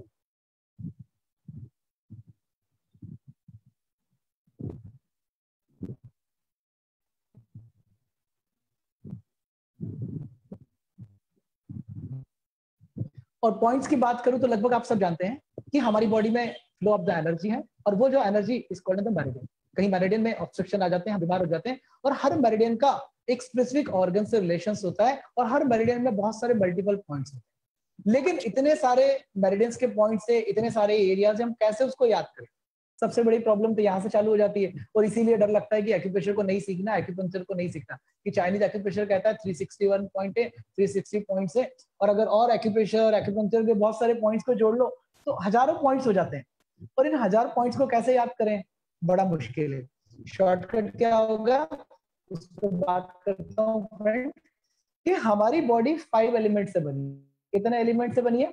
5 एलिमेंट से बनी है। और हमारे पास जो टोटल मेरिडियंस है वो कितनी मेरिडियंस है? They are called the 12 meridians. हम एक मेरिडियन जो है उस मेरिडियन का कॉम्बिनेशन कैसे प्रिपेयर हुआ है? 5 एलिमेंट्स। अगर मैं आपको कहूं कि 12 × 5 कर लीजिए तो कितना हुआ? 60, 6060। और हमने अगर 6060, the point is called the commanding points. अगर हमने उन कमांडिंग पॉइंट को समझ लिया, the point is called the element point. और वो एलिमेंट पॉइंट्स कहाँ हो सकते हैं? हमारी हाथ की उंगली से लेकर एल्बो तक, और पैरों में कहाँ मिल सकते हैं? पैर की टो से लेकर घुटने तक। अगर इतने से एरिया की जर्नी आपने समझ ली मेरिडियंस की, तो वहां के माध्यम से आप पूरी बॉडी इजीली ट्रीट कर सकते हैं। और उस एरिया में क्या होगा? They are called the 5। तो 5 एलिमेंट कौन से हो सकते हैं according to Chinese acupuncture? Wood, fire, earth, metal, water. अब वुड के बारे में थोड़ा सा पढ़ना होगा कि वुड क्या है, फायर क्या है, अर्थ क्या है, मेटल क्या है। नेचुरोपैथी में थोड़ा थोड़ा पढ़ाइए, और नहीं समझ में आए तो मेरे साथ जुड़े रहिएगा। हम बहुत सारे ऐसे एक्यूप्रेशर एक्यूपंक्चर के ट्रेनिंग वर्कशॉप्स करते हैं जहां आप छोटी छोटी चीजों को समझ के बहुत अच्छे से ट्रीटमेंट कर सकते हैं। तो सबसे पहले मैं आपसे कुछ ऐसे स्पेसिफिक एरियाज की बात करता हूँ, स्पेसिफिक पॉइंट्स की बात करता हूँ, कि हम उन पॉइंट्स को कहते हैं डिस्टल पॉइंट्स। हम कहते हैं उनको डिस्टल पॉइंट। अब डिस्टल पॉइंट का मतलब क्या होता है? दूरस्थ बिंदु। बीमारी कहीं और है, हम ट्रीटमेंट कहीं और से दे दें। हम इस फिजिकल बॉडी को, इस पूरे शरीर को स्पेसिफिक पॉइंट से ट्रीट कर सकते हैं, और उनको नाम दे सकते हैं डिस्टल पॉइंट। क्या नाम दे सकते हैं उनको? Distal point. अब यहाँ डिस्टल पॉइंट्स कितने हैं हमारे पास? Just you know, they have called the 6 distal point. कितने डिस्टल पॉइंट? 6 डिस्टल पॉइंट ऐसे हैं, उसको उपचार कहीं और से कर लीजिए। आप करना है कि इन 6 डिस्टल पॉइंट्स को विजुअलाइज कर पा रहे होंगे, शायद दिख रहा होगा आपको। तो पहला पॉइंट क्या है हमारा? LI4। LI4 पॉइंट जो है, this is the very simplest point on the body. सिर से लेकर जब भी गले तक कोई पॉइंट है, just you can use the single point LI4। अब सिर से लेकर गले तक क्या हो सकता है? शायद सिर में दर्द हो, हेडेक हो रहा है, आईज रिलेटेड प्रॉब्लम है, any problem is related with the ENT related disorders, सर्दी, जुकाम, नाक, कुछ भी तकलीफ हो रही है, just you select the only single point.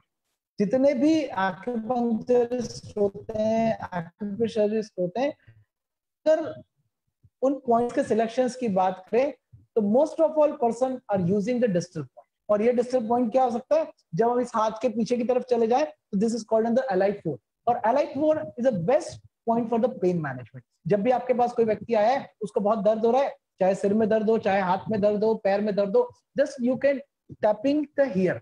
हम यहाँ पर या तो प्रेशर दे दें बहुत अच्छे से, और जब प्रेशर देने की बात करनी है तो प्रेशर कितना होना चाहिए? प्रेशर हमेशा बियरेबल दीजिए, टॉलरेबल दीजिए। ऐसा नहीं कि आज भाभी जी ने क्लास करवा दी आपकी और आपने एक्यूप्रेशर सीख लिया और यहाँ से जाने के बाद जोर जोर से दबाते रहो, और कब तक दबाते रहो, जब तक वो सामने वाला चिल्लाए नहीं। बोले अरे सर ने तो कहा था कि जब तक चिल्लाए नहीं। तो that is called the wrong pressure. हमेशा बियरेबल प्रेशर दीजिए, टॉलरेबल प्रेशर दीजिए। This is first thing. Some time होता है कि हम इतनी जोर से प्रेशर देते हैं कि दर्द तो कहीं और था और सारा ध्यान यहाँ आ गया। तो ऐसा मत करिए। If you are using the acupuncture technique, just you can use the single needle point. You can use the Li4. Li4 is the best point for the head to neck. समझ में आ रही है शायद मेरी बात आपको कि कितना एक सिंगल पॉइंट से हम ट्रीटमेंट कर लें। बीमारी बहुत हो सकती है, बीमारी का उपचार भी हो सकता है, एक्यूप्रेशर भी अनंत हो सकता है और खूब सारे पॉइंट हो सकते हैं। लेकिन जितना छोटा छोटा शॉर्टकट ढूंढेंगे उतना अच्छा। आप पेशेंट को ट्रीट करते हैं जब नेचुरोपैथी से, तो फर्स्ट डे क्या बोलेंगे उसको, चाय बंद कर दो, कॉफी बंद कर दो, ये बंद कर दो। तो पेशेंट मालूम है क्या बोलेगा, सबसे अच्छा डॉक्टर को बंद कर दो, कल जाना ही नहीं मुझे, है ना, और जाना ही नहीं तो बच गया बेबी। ऐसा मेरे साथ होता है जब मैं किसी पेशेंट को ट्रीट करता, मैं कहता हूँ कि आंटी कितनी बहुत एसिडिटी हो रही है, आपको 10-12 चाय पीते हैं, आपको बंद कर दूंगी, आप कहता होंगी नहीं, मुझे ट्रीटमेंट की जरूरत ही नहीं है। तो यहाँ हमें क्या करना है कि इतने सारे सिस्टम पे नहीं जाना है, हमें अपनी थेरेपी को, अपनी टेक्निक को जस्ट लाइक छोटा पाउच बना देना है। अगर आप किसी को एक बड़ा सा डब्बा दे दोगे ना ट्रीटमेंट के लिए पूरा भर के, तो उसके काम का नहीं है, और छोटा छोटा पाउच दोगे तो आपका पाउच ज्यादा डिमांड में आ जाएगा। एंड एक्यूप्रेशर के एक एक point is just like the points, बिंदु। छोटा छोटा पॉइंट देते जाइए, आपको बहुत अच्छे रिजल्ट्स मिलेंगे। तो first point is called the Li4। Second point की बात करूं तो कहां हो सकता है, हम कह सकते हैं सिंपल मेथड में हमारे गले से लेकर डायफ्राम का area, about the diaphragm, this complete area is related with our second distal point. This point is called the P6. हम कह सकते हैं कि हमारे हाथ की कलाई में एक 3 fingers below हम इस पॉइंट को ले लें, this area is called the P6. और P6 point is the best point for the nausea, vomiting. हमने तो इस पॉइंट पे बहुत सारा काम किया है, और कैसे काम किया है, ड्यूरिंग द फर्स्ट ट्रिमेस्टर, शुरुआत के फर्स्ट ट्रिमेस्टर में, प्रेगनेंसी के शुरू के 3 महीने में, जब पेशेंट ने बोला कि बहुत वॉमिटिंग हो रहा है, नॉशिया हो रहा है, just you can press this point. Sometime होता है कि हम किसी को एक्यूपंक्चर करेंगे तो डर लगता है, लेकिन because you are also medical practitioner, तो आप यहाँ पर प्रेशर भी दे सकते हैं, और आपको लगता है तो नीडल भी लगा दीजिए। कितना सिंपल ट्रीटमेंट है। जब पेशेंट ने बोला कि मुझे बहुत चेस्ट में पेन हो रहा है, घबराहट हो रहा है, नॉशिया हो रही है, कंजेशन हो रहा है, just you can use the single point. The both points Li4, P6, they are all distal point in the bilateral side. Right में भी हमारे पास पॉइंट है और लेफ्ट में भी। आप कहीं भी इन पॉइंट्स को ट्रीटमेंट कर सकते हैं, चाहे तो राइट साइड की तरफ, चाहे तो लेफ्ट साइड की तरफ, आप कहीं भी इन पॉइंट्स को ट्रीटमेंट कर सकते हैं। तो कितना सिंपल वे मिला आपको। First point Li4, second point is called the P6। अब थर्ड पॉइंट की बात करूं तो सबसे बड़ी बीमारी जो है, जो नेचुरोपैथी से आप ट्रीट करते हैं, क्या ट्रीट करते हैं, हम कहते हैं कि पेट साफ तो साफ है ना, कहते हैं कि नेचुरोपैथी से डिटॉक्स करते हैं। और हम थर्ड पॉइंट की बात करें तो दिस इज हो, गैस्ट्रिक प्रॉब्लम हो, लिवर रिलेटेड डिसऑर्डर्स हो, स्प्लीनोमेगाली हो, और any related problem this area in the liver, sorry in abdomen, upper abdomen, lower abdomen, that time you treat the only this is a single point. This point is called the stomach 36. Stomach 36 भी आपको visualise हो रहा होगा मेरे PPT में। तो this point is the below the our knee, and this point is lateral side in the both side, right and the left. You can also search by the Google exactly location, and you can tapping the this point. तो एक stomach 36 point इतना अच्छा point है जिससे आप digestion को ठीक कर सकते हैं, एसिडिटी को ठीक कर सकते हैं, डिस्मेनोरिया को ठीक कर सकते हैं। आपके पास कोई पेशेंट आया, उसको बहुत पेन हो रहा है ड्यूरिंग द मेंस्ट्रुएशन साइकिल, वो सीवियर पेन है, just you can tapping the only this single point stomach 36, right और लेफ्ट। अब कैसे टैपिंग करें, हम उस पॉइंट को लेकर थोड़ा थोड़ा हाथ से दबा दें, और दूसरा वे क्या हो सकता है, हम एक पेपर टेप ले लें, इस पेपर टेप में एक मटर ले लें, चने का दाना ले लें, कुछ भी ले लें। आप सोशल डिस्टेंसिंग की बात करते हैं, आप कहीं बैठे हैं दूसरी जगह और आपका पेशेंट बहुत दूर है, एक्यूप्रेशर सोशल डिस्टेंसिंग में भी 100% काम करेगा, लेकिन नेचुरोपैथी नहीं कर पाएंगे, हम वहां अटक जाएंगे।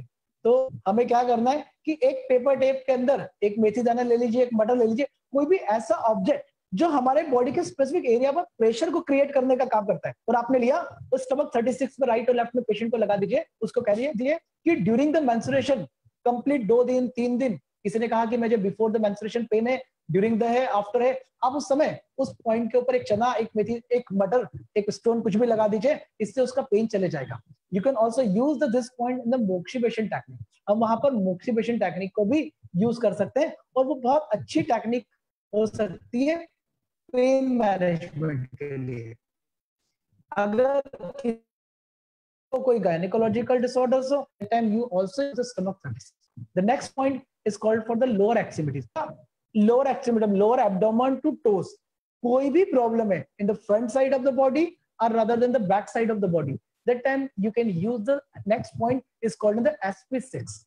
इस SP6 पॉइंट को आप यूज करिए, ये बहुत अच्छा पॉइंट है। SP6 किस चीज में बहुत बेनिफिशियल है? लोअर लिम्स में बहुत पेन है, पैरों में बहुत दर्द है, वेरिकोज वेन्स है, घुटने में दर्द है, पैर में बहुत दर्द हो रहा है, चलने में, फिरने में, उठने में, any type of the pain in the lower extremities, patient को बड़ा नमनेस लग रहा है, just you treat the only this single point SP6 and this is the best point for the normal birth. मैं इंदौर में कुछ हॉस्पिटल्स के साथ एसोसिएट हूँ, वहां हमने SP6 से नॉर्मल डिलीवरी कराई है and this is best point for the normal birth. आपके पास कोई ऐसा पर्सन है जो 9th मंथ में आता है, आप कुछ मत करिए, आप एक्यूपंक्चर मत करिए, आप उसको बोलिए कि अबाउट द मैल्यूलस द 4 फिंगर, मैल्यूलस से 4 फिंगर ऊपर की तरफ लेटरल साइड, मीडियल साइड में आप रखें हाथ को, और जो पॉइंट आएगा एग्जैक्टली, और अच्छे से गूगल सर्च कर लीजिए और वहां पर एक स्टोन लगा दीजिए, पत्थर लगा दीजिए, और द लेबर पेन उसको बोलिए हाथ दबाते रहे, कोई एक अटेंडर उसको दबा दीजिए। जब वहां उस पॉइंट को दबाएंगे तो आप देखेंगे कि ये पॉइंट नॉर्मल बर्थ में भी हेल्प करता है। तो मैंने आपको 4 पॉइंट बताए, LI4, P6, स्टमक 36, SP4, और अब मैं 2 पॉइंट्स और बताऊंगा, फिर हम कुछ और पॉइंट्स पे बात करके अपनी बात को क्लोज करेंगे। बहुत एक्सेस टाइम ले लिया मैंने आपका। अब नेक्स्ट पॉइंट जो है हमारा डिस्टर्ब पॉइंट, वो है स्पेशली फॉर द सर्वाइकल। जब भी बहुत गर्दन में दर्द है, नेक पेशेंट का पेन है, गर्दन में दर्द है, पेशेंट को बहुत वर्टाइगो हो रहा है, प्रॉब्लम हो रहा है, just you can use the single point. This point is called the LU7। LU7 points को आप रेडियल साइड की तरफ, थंब साइड में यूज करें, about the 2 finger in the wrist. यहाँ जब हम इस पॉइंट पर चले जाएं तो ये पॉइंट हो गया हमारा LU7। सिंपल ट्रीटमेंट कर सकते हैं, या तो प्रेशर दे दीजिए, रिडलिंग कर दीजिए, या पेपर टेप की हेल्प से वहां पर लगाकर छोड़ दीजिए। और जब लगा के छोड़ना है तो कितनी देर लगा के छोड़ना है? 10 से 12 घंटे लगा के छोड़ दीजिए। जब भी पेशेंट को समय मिलेगा थोड़ा थोड़ा दबाते रहेगा और दर्द ठीक हो जाएगा तो आपको भी थैंक्स देगा, और आप जब उसे थैंक्स दे ठीक कर देंगे तो शायद मुझे तक भी थैंक्स पहुंच जाएगा। तो कितना सिंपल पॉइंट्स की टेक्निक है, आप इसको डियर फ्रेंड्स यूज करिए। जितना आप एक्यूप्रेशर को यूज करेंगे, एक्यूपंक्चर को यूज करेंगे, बहुत अच्छे रिजल्ट्स मिलेंगे। And the last my points is called the UB54। UB54 points हमारे कमर की तरफ है, पीछे की तरफ। इसके 2 डायमेंशंस होते हैं, एक बैक में पीछे की तरफ भी होता है, और एक पॉइंट जो होता है वो हमारे back side the knee below की तरफ होता है। तो 2 लोकेशंस है, और दोनों ही लोकेशंस बहुत अच्छी है UB54 की। This point is the best point for the back pain. जिन लोगों को कमर में दर्द हो रहा है, बैक की प्रॉब्लम है, लंबेगो है, साइटिका है, स्लिप डिस्क है, उसमें इस पॉइंट को यूज करिए। ये पॉइंट आपको बहुत अच्छे से हेल्प करेगा। तो मुझे लगता है कि मैंने आपसे 6 पॉइंट्स के बारे में बात की। 2 पॉइंट्स और बताऊंगा मैं आपको, और फिर अपनी बात को क्लोज करूंगा। यहां अगर मैं आपसे बात करूं सिस्टम के बारे में, तो एक्यूप्रेशर, एक्यूपंक्चर इमरजेंसी में 100% कर सकता है। हमने बात की P6 की। कोई व्यक्ति है आपके पास जिसको ट्रैवलिंग सिकनेस है, नौशिया है, वोमिटिंग है, ट्रैवलिंग में जाने में बहुत घबराहट होती है, लोग जाना ही नहीं चाहते, बस में, ट्रेन में बड़ा डर लगता है कि वोमिटिंग होगी। बिफोर गोइंग द ट्रैवलिंग आप इस पॉइंट के ऊपर एक टैपिंग करके छोड़ दीजिए, स्टोन लगा दीजिए, और पेशेंट को बोल दीजिए राइट में भी लेफ्ट में भी ड्यूरिंग द ट्रैवलिंग थोड़ा थोड़ा दबाते रहे ना, पेशेंट कहेगा कि सर मैं पूरा ट्रैवलिंग करके भी आ गया, मुझे वोमिटिंग ही नहीं हुआ। तो कितना अच्छा है, हम एक सिंगल पॉइंट्स के माध्यम से व्यक्ति को कितना हैप्पी कर सकते हैं। तो दूसरा 2 पॉइंट जो आपको मैं इंट्रोड्यूस कर रहा हूं, वो मेरे पॉइंट है फॉर द इमरजेंसी। क्या आपको लगता है कि acupressure technique, acupressure therapy emergency में हेल्पफुल हो सकती है? क्या लगता है? कुछ लोग ऐसी गर्दन हिला रहे हैं, हाँ, कुछ लोग ना हिला रहे हैं, कुछ लोग ऐसा कर रहे हैं कि नहीं, अरे इमरजेंसी में तो एक्यूप्रेशर मैजिक के जैसा काम कर सकता है। But we are working in the our limitations. हम किसी भी सिस्टम की बात करें, हमें लिमिटेशंस की बात करनी है, अपनी लिमिटेशंस में रह के काम करना है। और हम ऐसी जगह कहीं चले गए जहां हमारे पास कोई डॉक्टर नहीं है, कोई मेडिसिन नहीं है, तब हम क्या करें? हमारे साथ में शायद कोई व्यक्ति गया है और अचानक किसी भी कारण से वो बेहोश हो गया, सडनली बेहोश हो गया, अनकॉन्शियस हो गया, आप क्या करेंगे? बड़े परेशान हो जाएंगे, बड़े वरीड हो जाएंगे, क्योंकि आप तो नेचुरोपैथी के डॉक्टर हैं, आपके पास तो कोई दवाई नहीं है। और मैं तो कहता हूँ कि ये जो एक्यूप्रेशर का पॉइंट है ना, यही आपकी दवाई है और मेरी भी दवाई है। अब दवाई को सिर्फ दबाना है, और दबाना कैसे? कि जहाँ आपको लगा कि अनकॉन्शियस हो गया है, इपिलेप्टिक कन्वर्शंस, छोटे छोटे बच्चे होते हैं, मेंटल रिटार्ड होते हैं, सीपी बच्चे होते हैं, बहुत सीवियर कन्वर्शंस आते हैं, वहां भी आप इस पॉइंट्स को यूज करिएगा। जिस व्यक्ति को अगर लो बीपी हो रहा है, किसी भी कारण से सडनली लो बीपी हो गया है, अचानक बेहोश हो गया है, आपको नहीं मालूम है किस कारण हो गया है, जस्ट आपको हाथ का अंगूठा लेना है और दोनों नोस्ट्रिल के बिल्कुल सेंटर में इस पॉइंट को लेकर बहुत अच्छे से दबाना है। अब दबाएंगे कैसे?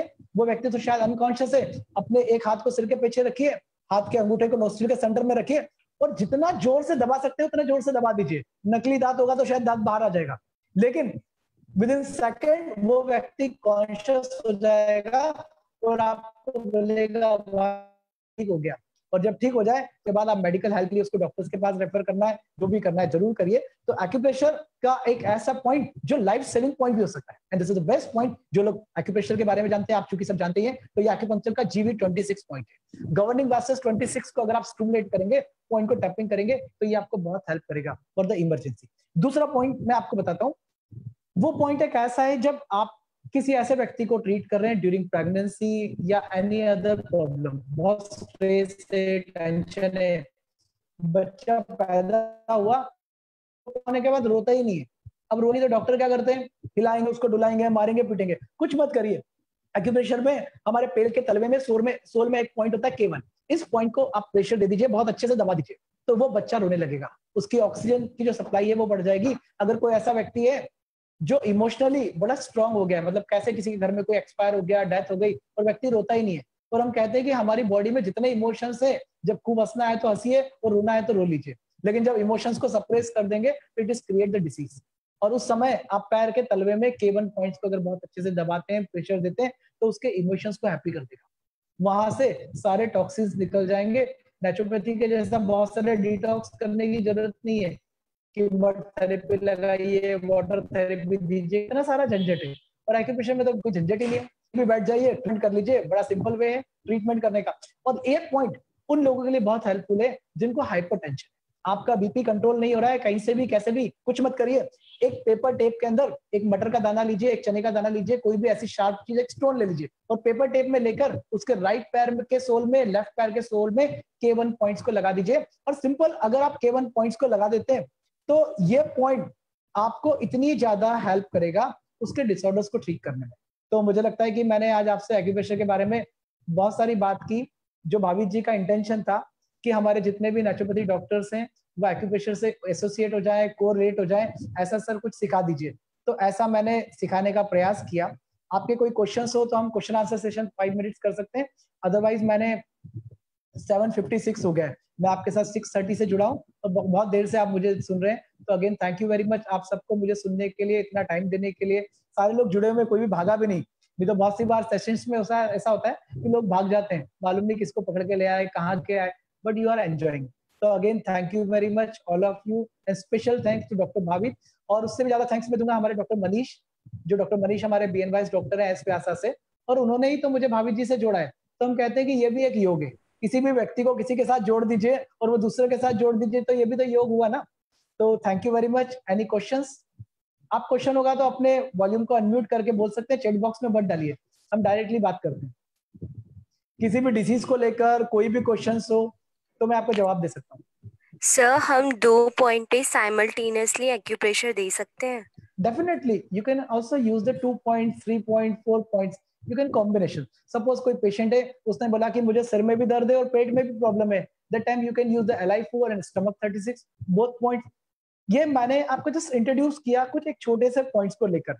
नेक्स्ट टाइम हम बहुत सारे पॉइंट्स की समरी लाएंगे, भावित जी अगर मुझे बुला लेंगे तो, है ना, फिर बहुत सारी चीजों पे हम आपके साथ बात करेंगे। Anyone? Any other question? Thank you, sir. Thank you. Sir, one question. I just want to know, sir, can you suggest some point for tightness in hip flexor tightness?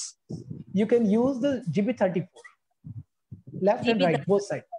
This is the best point for the muscular disorders and all type of the muscles problem. Okay, thank you, sir. Sir, can you suggest any point for sciatica disease? Yeah, UB6060 is the best point for the sciatica. You also see this dummy, and this is the back side of the malleolus. This point is called an UB60. पहले देखा होगा कि only one point is yes, definitely. You can select them so many points. लेकिन मैं कहता हूँ कि एक सादे सब सदे, और जितने सारे पॉइंट पे जाएंगे बड़ा कंफ्यूजन हो जाएगा, बड़े परेशान हो जाएंगे. तो पहले छोटे छोटे पॉइंट्स को यूज करिए. The first you select the distal point, and you can also select the so many different type of points. Okay, sir. Thank you so much, sir. Welcome. और किसी का क्वेश्चन कुछ? सर नो ये single point acupuncture एक एक point बता रहे हैं ना एक एक डिसीज के लिए, इसका कोई बुक का रेफरेंस कुछ है जो हम रेफर कर सकते हैं? बहुत सारी बुक्स मिल जाएगी आपको. एक्यूप्रेशर संस्थान की बहुत सारा अच्छा लिटरेचर आता है. You can also read the acupressure संस्थान स्टडी मटेरियल. आपको चाहिए तो हमारे इंदौर इंस्टीट्यूशन में भी मिलेगा. भाभी जी से आप मेरा कॉन्टेक्ट नंबर ले सकते हैं. सारी बुक्स अवेलेबल है. और एक्यूपंक्चर पे बहुत बड़ा लिटरेचर अवेलेबल है. अगर आप उसको पढ़ते हैं तो वो आपको बहुत हेल्प करेगा. हम लोग तो इसके लिए सर्टिफिकेट डिप्लोमा कोर्स भी रन करते हैं हमारे इंस्टीट्यूशन में. हम लोग जो प्रैक्टिशनर्स होते हैं उनके लिए 4 days 5 days 10 days वर्कशॉप्स भी करते हैं. You can also learn by the online classes. अगर आप ऑनलाइन पढ़ेंगे तो बहुत अच्छा नॉलेज मिलेगा. Okay sir, thank you. Sir, I was wondering if acupuncture and acupressure, they are effective for psychosomatic disorders as well? Yeah, the both system is the same, acupressure and acupuncture. The acupuncture system is a correlate with the physical and the metaphysical, and it's based of the yin yang theory. And yin yang is a physical is our body, and metaphysical is our soul. So acupressure system is related with the based on the 5 element system, and the 5 element is related to our physical, mental, and psychosomatic disorders also. So if any one person is suffering from the mental related disorders, that time you can use the acupuncture. This is more effective rather than other technique. And yoga is the best technique for the using the psychosomatic disorders. Thank you, sir. Welcome. So now we close, Bhaviji. Yes. Sir, can you suggest acupuncture points for uterus cancer, sir? Sorry, acupuncture point for uterus cancer. According to my experience, acupuncture is work just like the pain management. मैं 96 से practice कर रहा हूँ, लेकिन मैंने कभी acupuncture से, acupressure से doesn't feel any chronic conditions, sir? Yes. So my experience, the acupuncture theory is the relieving the pain. If person is suffering from the any type of the CA, it is related to ovarian cyst, ovarian cancer, other cancer. That time you can use the all distal points, and sometimes you can use the all other points if anyone is suffering from the CA. So you can also contact me my WhatsApp number. So I will send you the so many points. Okay, sir. Thank you, sir. Welcome.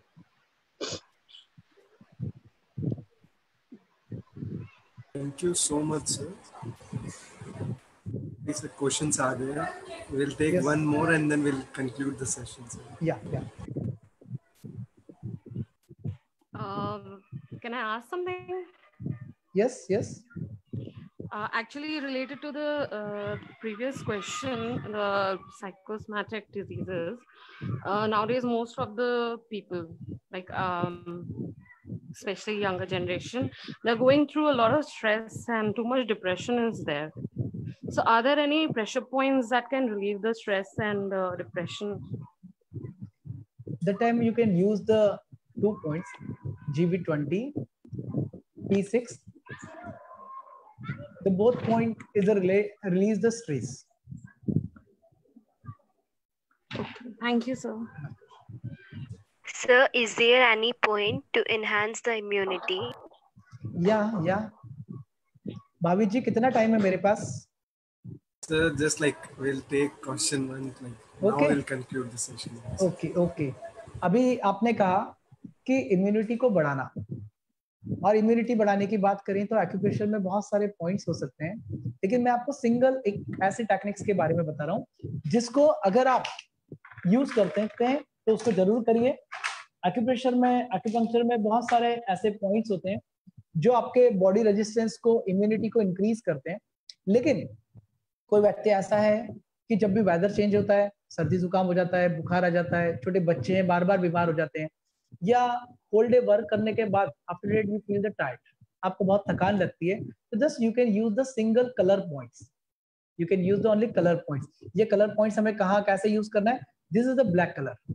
आपको black colour को लेकर just you can locate the first point in the centre in the our wrist. तो मैंने यहाँ बिल्कुल exactly wrist के centre में एक डॉट लगा लिया, the first point, and my second point is the between the ring finger and the middle finger. Again, I have dotted this area, and my third point is the both points in the center points.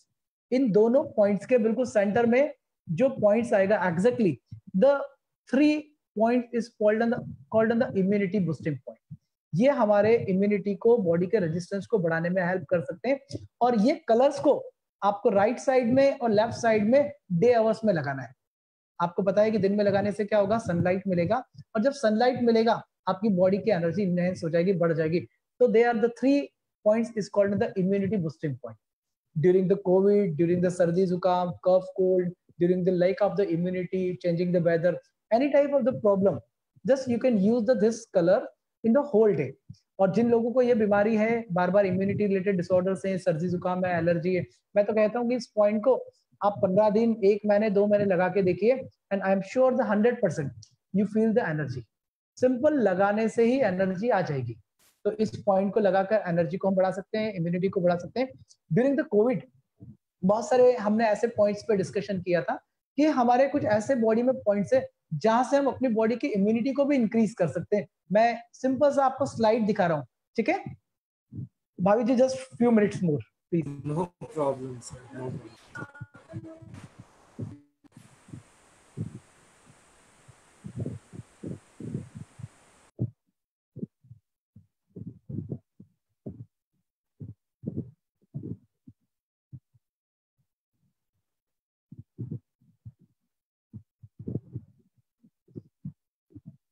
मेरी screen पे नहीं है, sorry.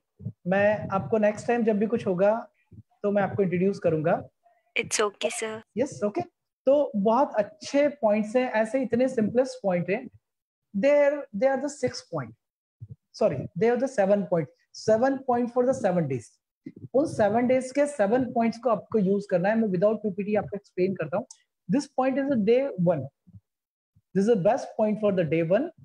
आपको पहले दिन में 3 से 4 बार इस पॉइंट को अच्छे से दबाना है, टैपिंग करना है। This is called in the third I point. इसको रोटेटिंग करिए। This is the first point and this is the second point in the outer side of the temple region. Just you can tapping this point by the finger or the thumb. This point is the second point. First point, second points for the second day. The nostril point, this point you can use the third day. This is point for the third day, and the next point is the 4th point in the earlobe. 4th point, and 5th point is the behind the our hand, back side of the hand. और next day का जो points होगा, this is the back side of the spine. You can use the right side, left side. तो अगर इन सारे points को आप regularly tapping करते हैं according to days, तो ये points आपके body की immunity को, resistance को बढ़ाने में help करेंगे। And one more point in the below the corollary bone. तो ये points की जो exactly location है, first point, second point, third point, fourth point, day 5th point, day 6th point, and the back side is called the 7th point. तो ये 7 days के points अगर आप यूज करते हैं तो आपके बॉडी के इम्यूनिटी को, रेजिस्टेंस को इंक्रीज करने में हेल्प करेंगे। Thank you. Thank you so much sir. Thank you so much sir to come on this platform. और आपकी जो भी इंफॉर्मेशन है, छोटी छोटी बातें जो every time I learn in the last workshops from yours workshop, and I hope everyone learned 100 plus students joined. So my name is also last. तो मैं जो भी करता हूँ, माय नेम इज लास्ट अंतिम जैन ना, तो मैं भी आपके प्रोग्राम का लास्ट हो गया हूँ। Again thank you very much. Thanks. तो मुझे लगता है डियर फ्रेंड्स कि मैंने आपसे एक्यूप्रेशर के नॉलेज को एक्सप्लेन किया, और मेरा टॉक जब बहुत अच्छा होगा मुझे लगेगा कि जब आप इस सिस्टम को यूज करेंगे। तो आज से सारे लोग एक्यूप्रेशर को, एक्यूपंक्चर को अपने नेचुरोपैथी की प्रैक्टिस में, योगा की प्रैक्टिस में यूज करने की आदत डालिए। So again, thank you very much, all of you. Sir, yes, sir. Thank you, sir. And I hope everyone will join your workshop whenever it is planned in another weeks. So they will learn acupressure as professionally, as a doctors also. So they will feel good and as a practitioner also. Thank you so much, sir, for this platform. And we hope you will come soon. Thank you, sir. Yeah, definitely. Anytime. जब भी आप मुझे बुलाओगे मैं हमेशा आपके साथ। हमेशा available. Thank you.